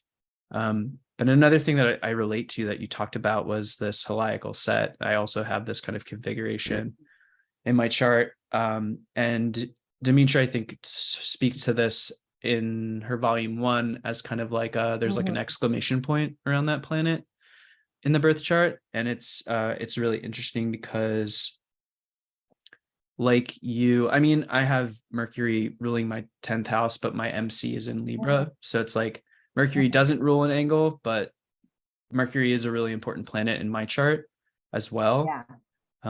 So I'm just curious, like, if you have any thoughts or anything comes to mind in relation to like how that plays out in your life. Yeah. So, yeah, I mean, so I think of whenever I read about like a planet that's heliacal rise versus heliacal set. Like a heliacal rise is seen as like, right, it's leaving the cave and it's going out into the world. It's considered auspicious. Mm-hmm. But a heliacal set is often seen as like a detriment or like a mitigating factor in a planet's power. But Mm-hmm. something I always have to remind myself is when you read, especially Hellenistic texts about what is auspicious and what is not, they mean is what is conducive to, as we keep talking about, life in the solar world, in the world of business and the public, and right, making things happen. Mm. Because from here, I just can, I associate with my heliacal setting Mercury with my ability to like think very deeply about Mm-hmm. things, and thinking to be a portal to the mysteries, and also just being especially attuned to not consensus knowledge or like, you know, publicly decided upon knowledge, but like felt forms of knowledge or Mm-hmm. right intuition, which is so much about, oh, I have a feeling about something and I'm saying it means something, even if there's no logical explanation for it. So I think Mm-hmm. it's like this, it's the thinking function turned inward on like what is true within here. Mm-hmm. And we'll see if it actually, is true beyond that, but that reality is still significant. Mm-hmm. Yeah, I definitely relate to what you said earlier about like I love thinking, but also a lot of my problems arise from that. And I'm just reminded of my own, within 7 days of my birth, Mercury stationing retrograde and then going under the beams. And it's like, I want to go into the underworld. Like I want to think deeply and like I want to see what's there. Yeah. But also there are costs associated. Like Oh, you yeah. have to pay the ferryman. You know what I mean? Like how do you get across the river Styx? Like you have to pay the toll. And so that feels very real. And so there's an element of just needing to balance that.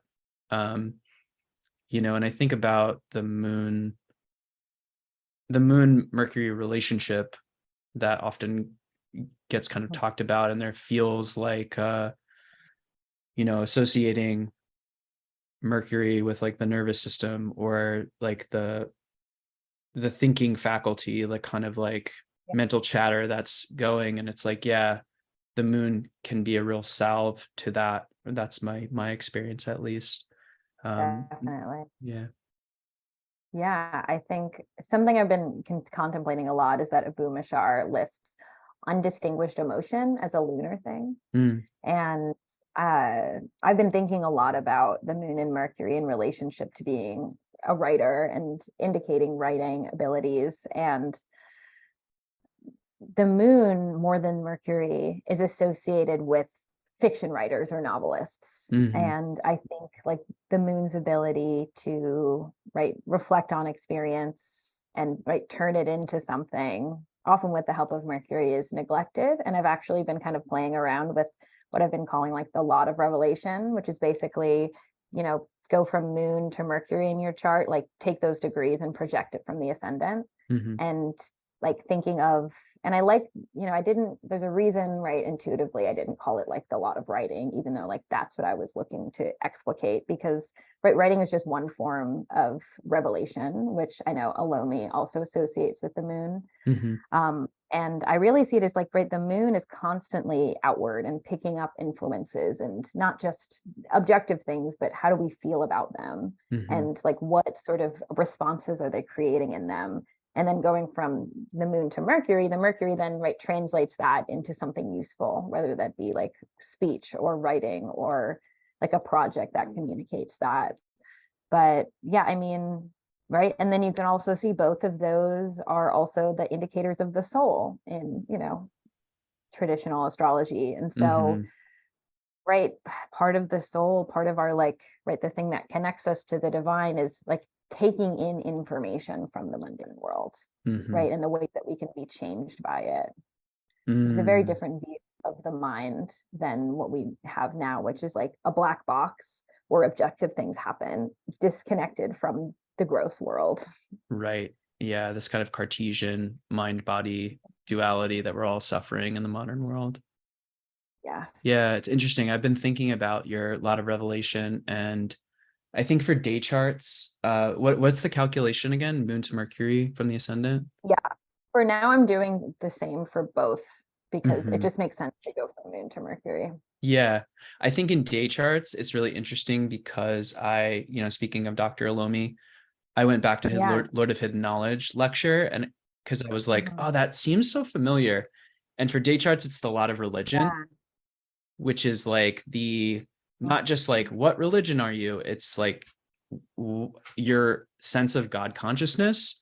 And so to think about the moon as the goddess, and to also think about fiction as like living dream worlds, feels very kind of apropos and connected to it's like, how is this communication, how is this writing, how is this expression kind of unfolding? And as a fellow Sag son, it's like I just want everything to be connected to everything. So it's like the soul is connected to writing, is connected to religion, like, of course, right? That formula is also like the lot of friendship and the lot of like abundance in the home, right? And just it's just interesting because I feel like we live in this world that's very associated with like original and being the first, which is interesting because the moon is like the ruler of common things and the way we're connected. And so, many different lots can have the same formula, and then you have the same lot in the same place. But they all kind of bear out different significations. Yeah, absolutely. Can you hold on one moment? For sure. Yeah, thank you.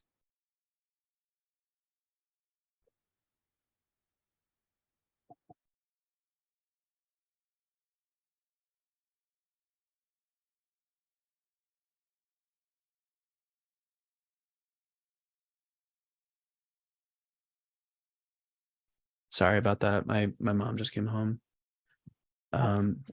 Just wanted to let her know we're still recording.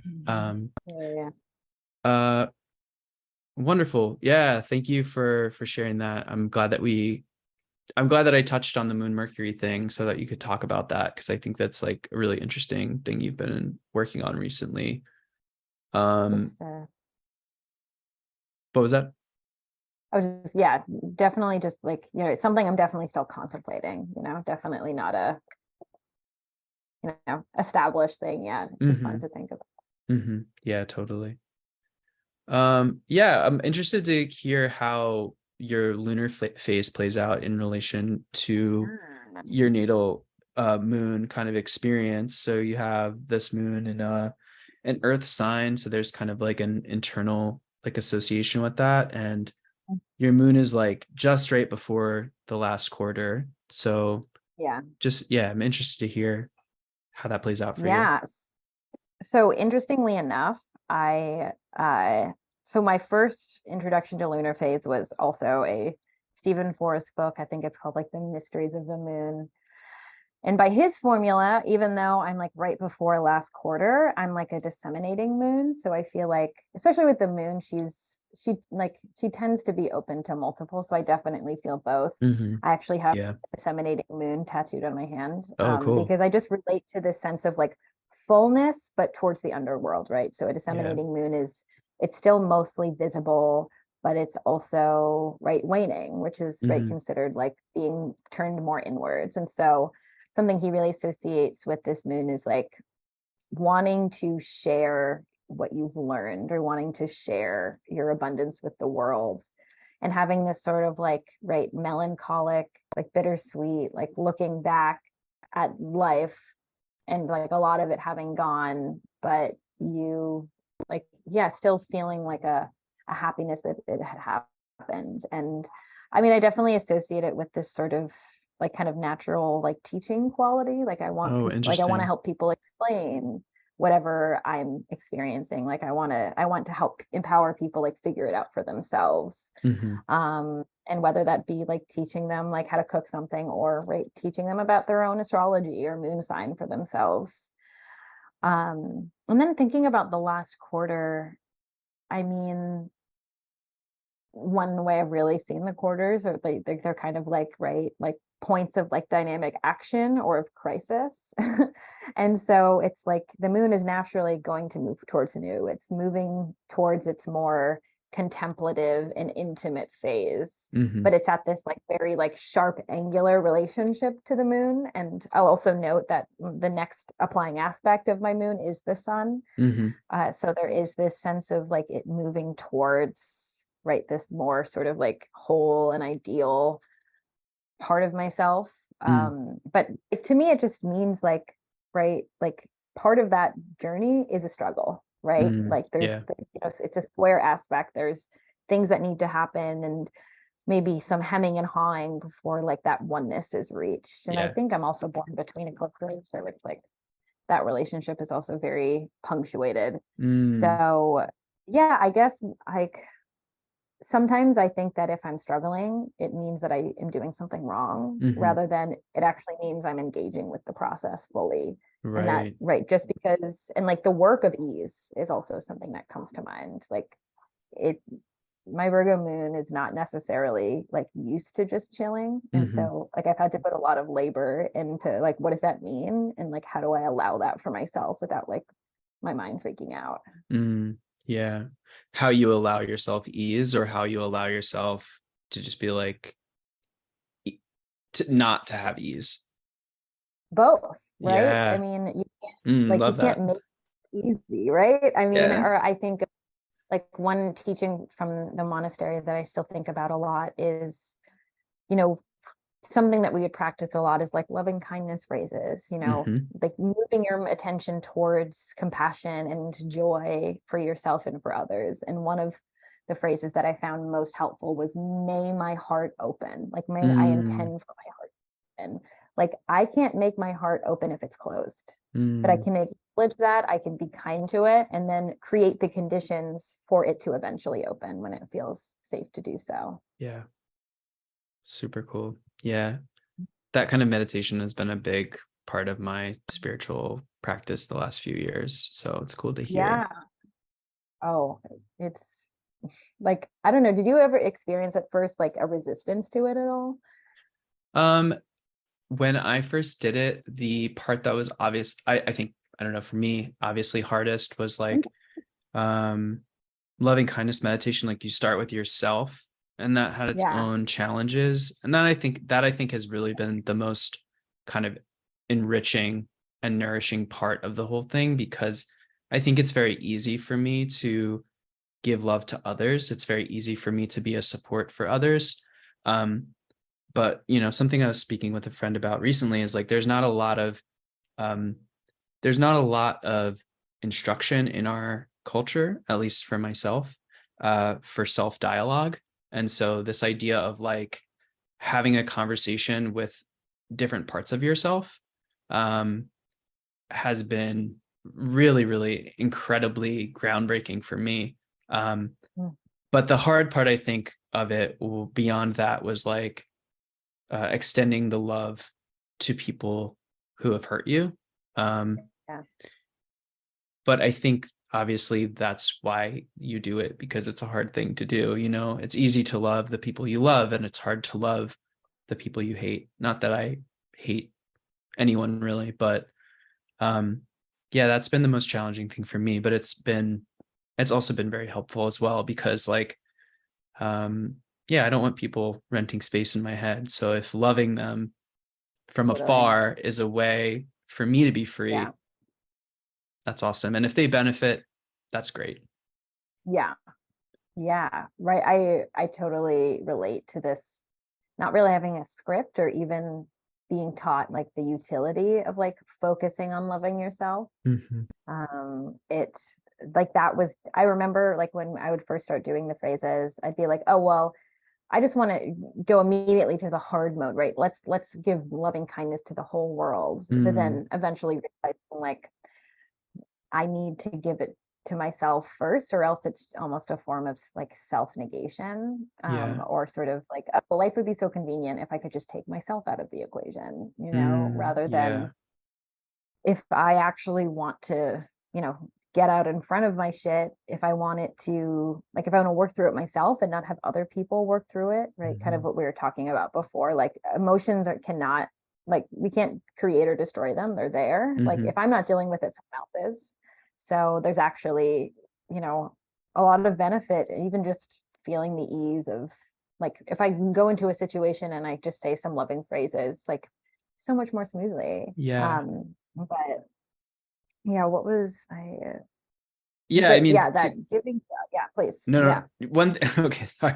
One thing I was going to comment and that I'm curious about, Yeah. because I think another beautiful thing. I mean, I just love metta meditation. I love loving kindness meditation. It's been so helpful in so many different ways. But one of the really helpful things is that relates to my own mutable moon in the first Mhm. is just like the realization of how much for me. I mean, and you kind of spoken to this where like you're saying like I can't choose an open heart.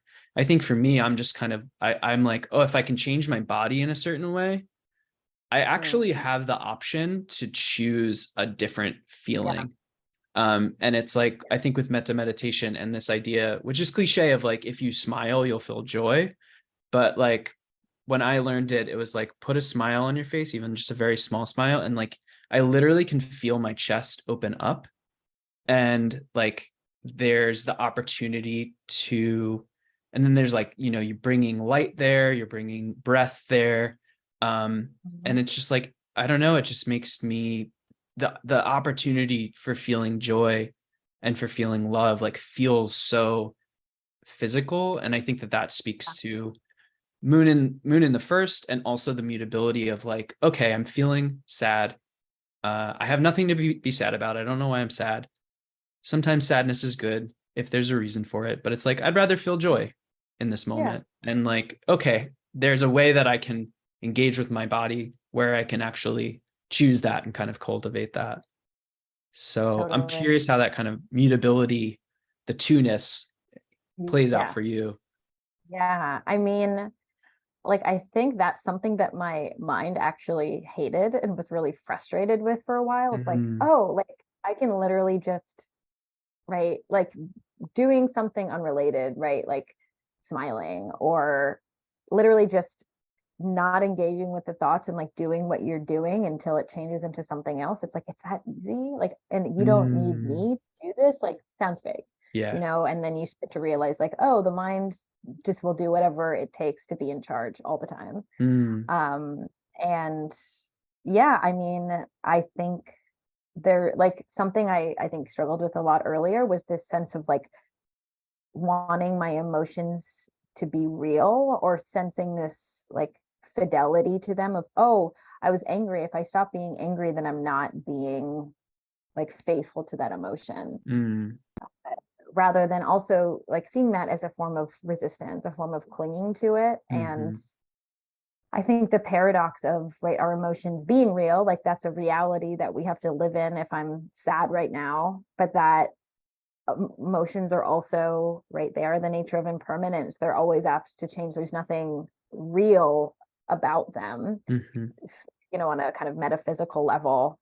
And if you're in the flow of them, like they're real and they will never stay the same, right? And so I think trusting change, or trusting that, like, I'm not, like, there's nothing, like, I'm not gaining anything by like clinging to a hurt. Like, that's not actually helping me or myself. It's like, right, it's trying to like impose my version of reality on what's actually happening. Yeah. Interesting.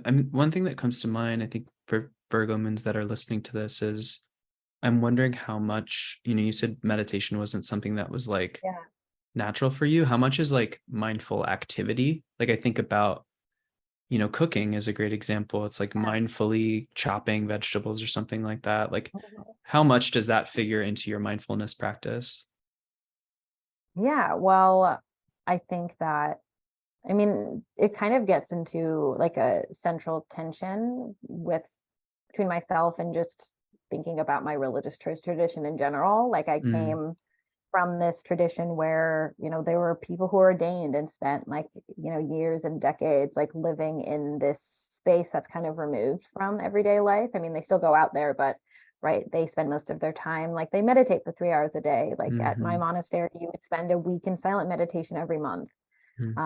Like, your life is geared away from like the relative world and towards the absolute, because a lot of your things are taken care of.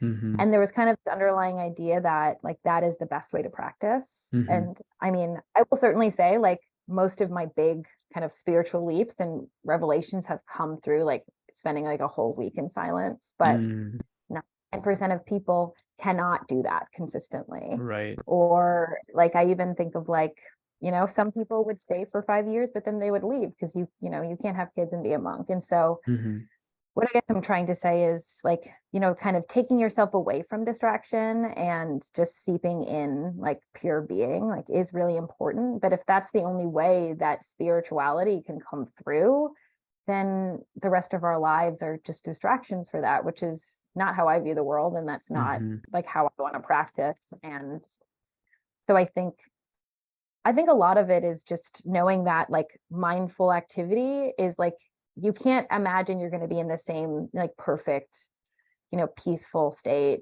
that you are in meditation. Not that it's really peaceful, but right, you can't, like, the clarity is different and there's a different insight that comes through like moving your body, like applying mindfulness while you're working or cooking or cleaning. And so a lot of it to me is just not imposing a certain mind state on those activities, but just being curious about, oh, like, I don't have to think about chopping vegetables or, putting things in a pot. Like, if anything, if I just take a step back and follow my breath, my body knows what to do. And can I witness that and witness the wisdom that just comes from being in the moment? And it doesn't mean that I'm going to be passive and not do anything. It means that I will do like the next most beautiful thing. And I'm not thinking 10 steps ahead. I'm just focusing on that and letting it reveal itself to me in its own way.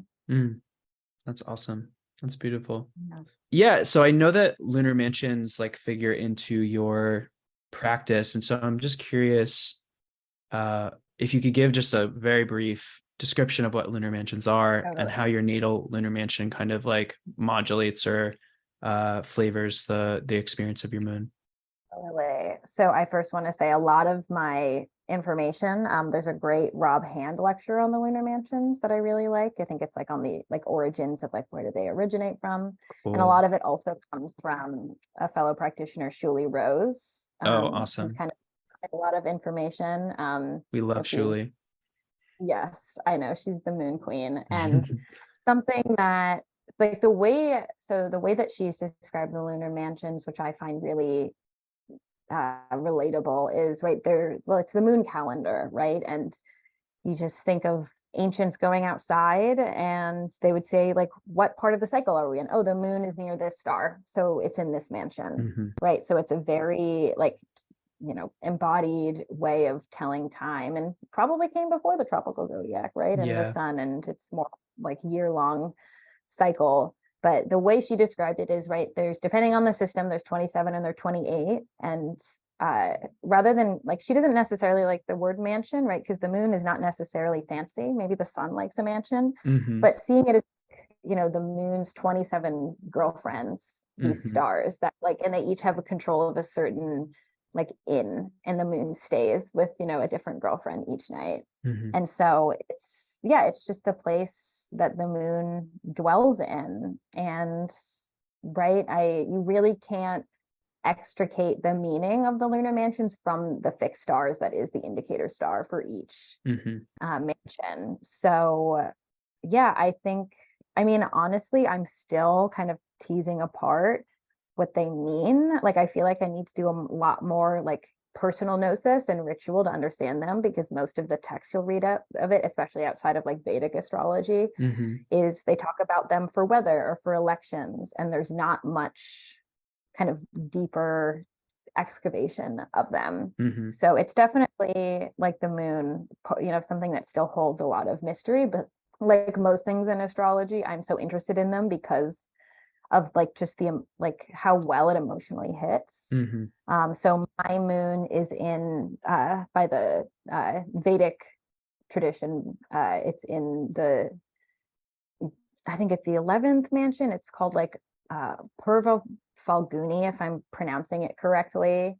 It's considered like a Venus nakshatra, and its indicator star is Zasma, which is the tail of the lion. And what I found so interesting is if you read Bernadette Brady on Zosma, who's one of the only contemporary astrologers, like actually, explaining the fixed stars in a natal context, she's like, Zosma isn't the tail, it's the back of the lion. So it's the part of the Nemean lion that was broken by Hercules. And so she sees it as a victim star, or someone who is part of like not part of the dominant culture, someone who is sort of forgotten by like the sort of like center. But if you read like anything about like this lunar mansion that it indicates, like it's about adornment and like romance and theater and play, like it's very Venusian. And it's also considered like a prophetic star. And so like, despite having this very like sparse, almost like very, mercurial moon placement, like being in this mansion to me is like, it also, I think, speaks to like my like secret Venusianness. Like just like I'm someone who, I think we're alive to like feel passion and love and romance, and no heartbreak that I've gone through is ever not worth it, because like it gave me feeling, it gave me something, to be alive for. And yeah, a lot of the like when I've done my own personal gnosis around this mansion and around this star, like what I see is like this like woman who is like married to like this conquering warrior, and she has like this like private studio where she's like with all of these bird mosaics on the wall, and she has all these beautiful china that she's drawing like oranges and like blue designs on. And so there's this kind of sense of like, right, and maybe she's from like this this, and maybe she was like taken from this like dominant by this dominant culture, and sort of like as like a prize of war. But I think also of like Homi Bhabha, who's like this post-colonialist theorist who talks about like alterity, or that like even when like colonizers try to like put their own culture on the colonized, like they always like the kind of otherness always comes through. Like he gives the example of like the British trying to impose Christianity on Indians, and in response like they made Jesus vegetarian, because like that was there. Or like they would co-opt biblical religion and just incorporate it into their own, which I guess is to say like art and culture, I think, is one way that like the voiceless can speak.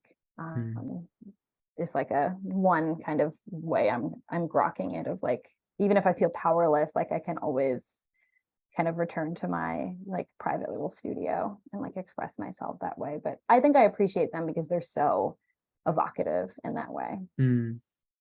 Amazing. Yeah. And for those listening, can you give like some tips in relation to like your process around Yeah, discovering gnosis? Like, yeah, what are some practical things definitely. that people can do to kind of have their own Yeah, experiences of these things in an embodied way? definitely. Definitely. Yeah. I'm glad you asked. This is just something I've been writing about recently. Um, so, I mean, my meditation practice is definitely a part of that, of Mm, just being able to let thoughts in, quiet the mind, and eventually, right, they filter out and maybe something else can speak.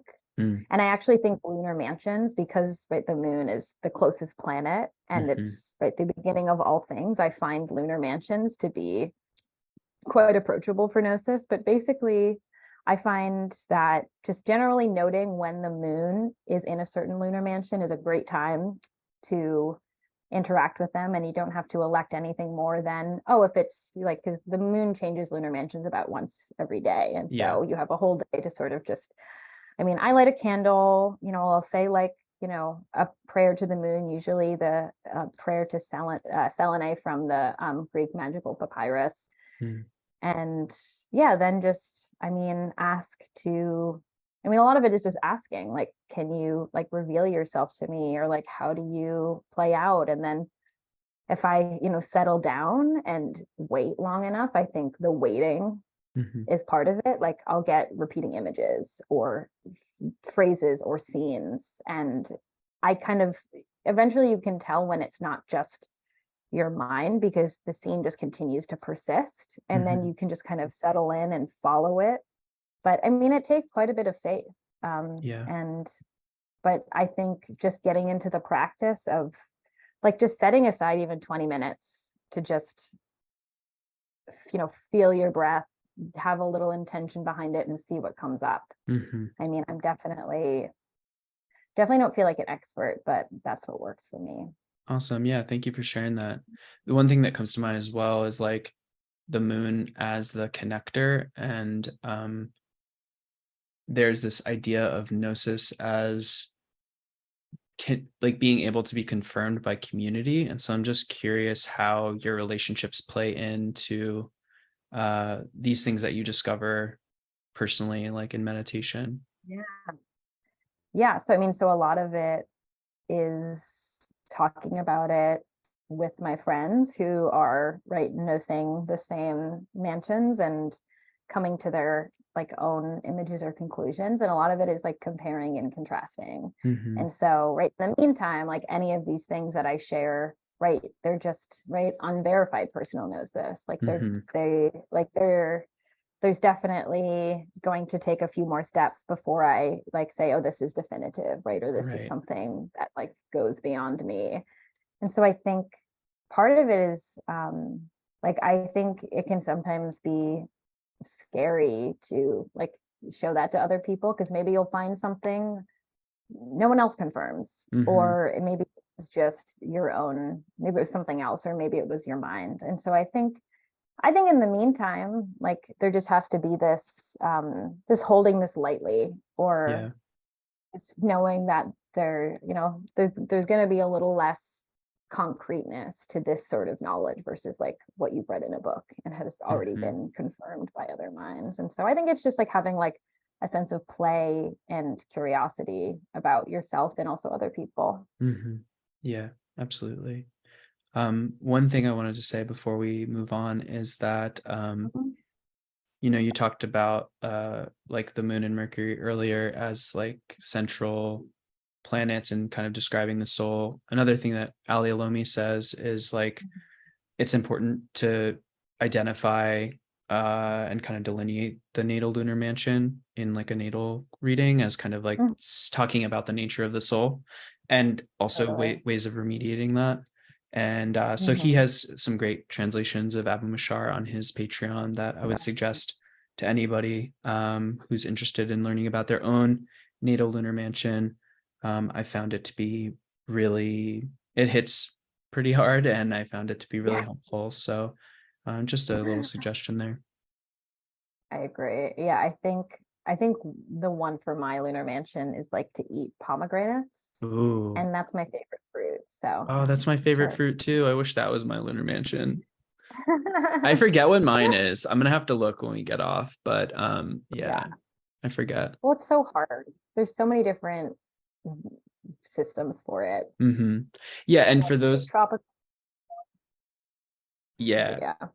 yeah, and for those listening, I also do want to say some of the suggestions for remediations are kind of like weird or just things that I don't even really know what it is, and that might be why I forget, because it was like consume blah blah blah, and I'm like, all right, I don't know what that is. So it's cool when it's like eat pomegranates or like Oh. drink mint tea. I'm like, okay, I could do that, but it's like engage with this thing. I'm like, oh, I don't know. I don't know what that is. So some Right. of them are Yeah. like Sometimes, that. yes, it's true. Awesome. Yeah. And do you have anything in addition to say about the fixed stars in the moon? I know that the fixed stars are a big part of Yeah. your practice. Yeah. I mean, I don't want to get too in the weeds about the fixed stars just because like it's a whole other thing and I mean, that would be a whole other podcast. But Right.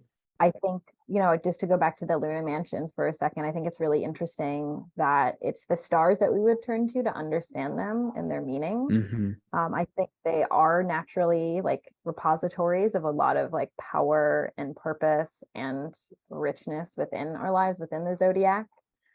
And I think the main way that the moon and the stars come together with me for me is if I'm going to do any sort of gnosis with the stars, Mm-hmm. I am seeing when does the moon either conjoin or form a favorable aspect with that star in its Mm-hmm. ecliptic position.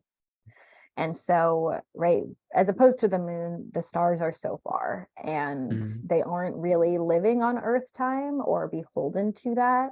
Right. So I find that like even like sitting with them and waiting for them to speak, like just takes more time. Mm-hmm. But the moon is just really, really vital in drawing down that influence. And Mm-hmm. so something I always recommend to my fixed star clients, like if there's a star that you really want to like spend time with, like don't worry about what's written on it or try to understand it intellectually, but just note when it's like forming that lunar conjunction and just say hi, light a candle. Like there's there's no pre-established ritual I'm really using. So just, if you have questions or you want to like share parts of your life, like ask it, Mm-hmm. like and I think the moon can facilitate, like connect, as you said, like that, right, that relationship.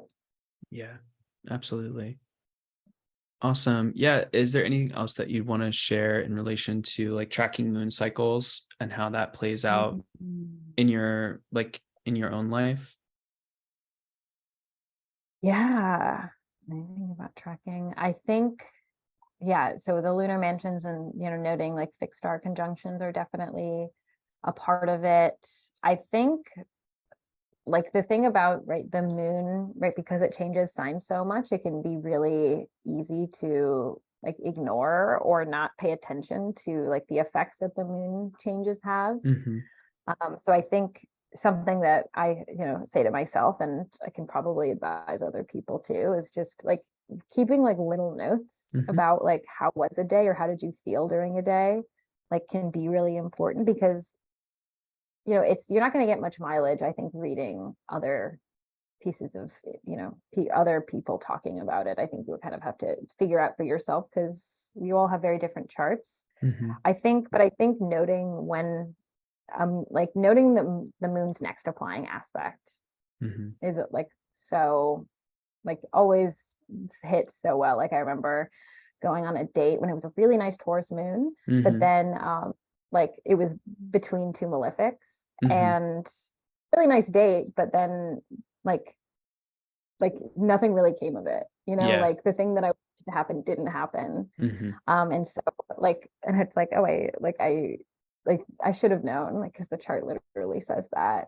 Mm-hmm. And then I think also knowing when a moon is void is really helpful Yeah. because literally nothing will come of it. Like I had a consult like scheduled for that day when the moon was void last week, and then like right, her appointment went over and we had to reschedule. Mm. Um, I think something that lunar living and can help us with, and kind of touching back to what you were saying about seasonality, is that Yes. like sometimes it's not like, oh, I'm not in a place to be productive. The world isn't in a place for you to be productive, right? Yeah. Part of it is just accepting that sometimes trying to act at certain points is just like hitting your head against a wall. Mm-hmm. So just like, I want to constantly give people permission to like not work, like if it's such a Yes. struggle, or like to be like to pause, because so much can also come from that pause. Like it is Mm-hmm. productive, but we kind of have to like move towards faith in Yeah. that way. Yeah, this is why I love being mindful of moon cycles, because for that exact Mhm. reason, I think on a smaller scale, we get a sense of kind of seasonality or the ebbs and flows, because when the moon is void, it's like, okay, it's a time to rest. I think the one challenge maybe with that is that there are different definitions of the void moon. And so I'm just curious, like, what definition Yeah. do you follow? Do you follow the modern one? I like to call, speaking of Shuli has a great article on this. I like to call Yes. the moon not applying within its daily motion, so not applying to a planet across sign boundaries within 12 degrees, like the medieval definition. I don't know if it's totally accurate, Yeah. but it's a way to differentiate. That's kind of what I follow, but curious Yeah. about you. Yeah. What's the modern definition, Edith? The modern definition is the moon not making another aspect within the sign. So if a Okay. planet's at Yeah. like 1 degree, but the moon is at like 29 degrees, it's void. Even if it will make I see. even if it will make an aspect once it Yes. moves into the next sign. Okay. Yeah, then I think follow your definition, which Mm-hmm. is, yeah, if it doesn't make, an aspect within 12 or 13 degrees Mm-hmm. within going over sign boundaries, because yeah, I mean, even just within like that just tracks with my own practice with natal charts of like if a planet is like at like if a moon is at like 27 degrees and there's no other, planets like that far along, but if it moves like 1 degree into the next sign, it's like trining Mercury. Like Mm-hmm. that's not void. Yeah. Like, and why would it, like the moon already is so wobbly, like there's so many different ways to define void, like ways Mm-hmm. to create a calendar. Like I don't think sign boundaries really mean a ton to her. Yeah. or they're in a That's a really interesting point. And to speak to the lunar mansions again, like the lunar mansions are like a lunar zodiac. And so yeah. the boundaries of each of the mansions don't necessarily follow this solar zodiac that has been established Yeah. of 30 degrees a sign within the tropical zodiac. So there are Yes. mansions that fall across sign boundaries. And so I feel like that logic also speaks to the moon not necessarily being void in a sign, because she's Yeah. following she's not following her own zodiac, but she's simultaneously following the solar zodiac and her own lunar zodiac. Mm-hmm. Yeah. Yeah. And there's like yeah, exactly. So yeah, your definition or Cool. our definition. Our definition now. Yeah. Yes. Awesome. Yeah. What other, do you have any other suggestions for someone that's maybe like new to astrology or new to planetary relationship in kind of deepening Yeah. their relationship with the moon?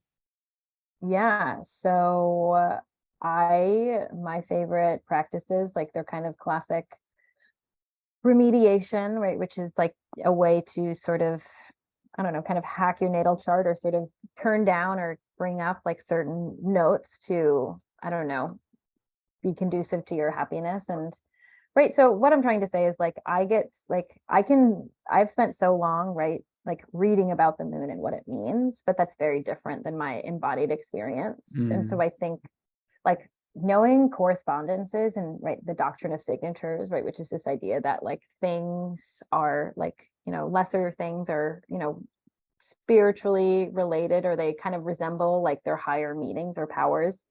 So I find basically saying like finding like knowing what gems and foods and herbs and colors are lunar and just bringing that into your life in an intentional way can go so far to like helping you understand the moon. So every morning in my coffee, I always put a little bit of my milky oats tincture, which is milky oats is a lunar herb. mhm. And especially, Virgo moons can definitely be anxious. Like milky oats is specifically attuned to like calming down the nervous system and just, regulating and not, and kind of stopping these kind of like really big like leaps. And I know I first started taking it when I first like, it was like a romance a few years ago, and like that like can be so physically taxing. Like it's like I can't, like I'm not hungry, I can barely sleep.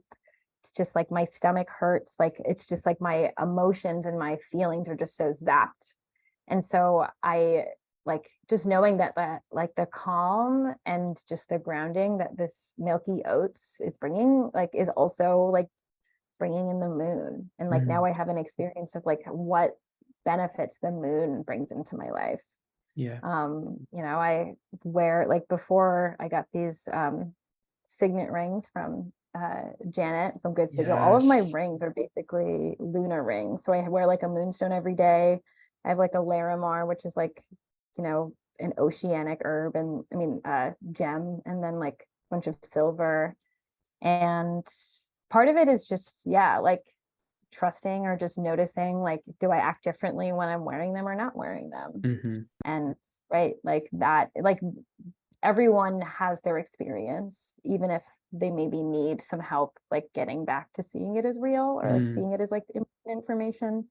So those are just some thoughts off the top of my head. Yeah, I feel like it's very, very supporting the lunar to just be like, be mindful of your embodied experience and trust that, because that's just as real as what's written in a book or what people in authority say. Exactly. And it all had to, that's where the authority came from, was that feeling and that inkling. Yeah. Okay. Any imparting thoughts about the moon before we wrap up? Just that I have been really thinking about this line. This poet, Mary Ruefle, had a whole essay on poetry in the moon. And she was talking about like, right, Sappho being like the kind of seen as like the mother of lyric poetry. And her assertion is that lyric poetry began when someone looked up at the moon. And so, right, just this kind of like, it makes us want to speak, but it also steeps us in mystery. And so I feel like that's just why I love the moon. She's like so mundane. She's so just part of our everyday, but she's also that magic and that mystery contained therein. And like, what a blessing to have this being so close to us. Yes, absolutely. Amazing. All right, Chloe, where can we find you? And is there anything that you're working on you want to let us know about?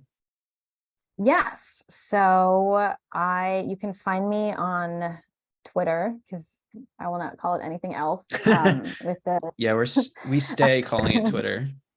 Exactly. And my handle there is psychic_Nona. And then I'm also working on Instagram, as you kind of necessarily have to. Twitter is dying. And my handle there is Desired Constellations. If you need to remember, it's a Bjork song title. Oh, amazing. Which one? It's called Desired Constellations. Oh, it's a song title. Yeah. Okay, there we go. Yes.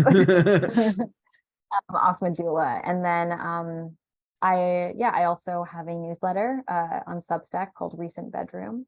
And you can find all of this at my website, chloe-margherita.com. And so by the time this comes out, I will have released a class on Heliacal rising and Heliacal setting stars. So if you want more information about how stars emerge and how they affect and impact our life, you can check that out. And then I offer consults and release newsletters every week. So that's an easy way to stay connected to what I'm thinking about. Awesome. Wonderful. I'll be sure to link all that in the show notes. Chloe, this has been an amazing conversation. Thank you so much for coming on and talking with me today. And I hope to talk to you soon. Me too. Thank you for having me.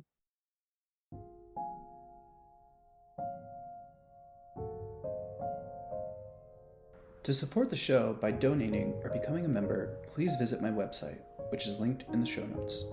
And please subscribe to the show wherever you listen. You can also find me on Instagram and Twitter. See those links in the show notes as well. If you have any questions or feedback on the show, please feel free to contact me via my website or email me at sphallhorary@gmail.com. In the show notes, you can also find links to astrologers and resources that we touched on in this episode. Thanks. See you next time.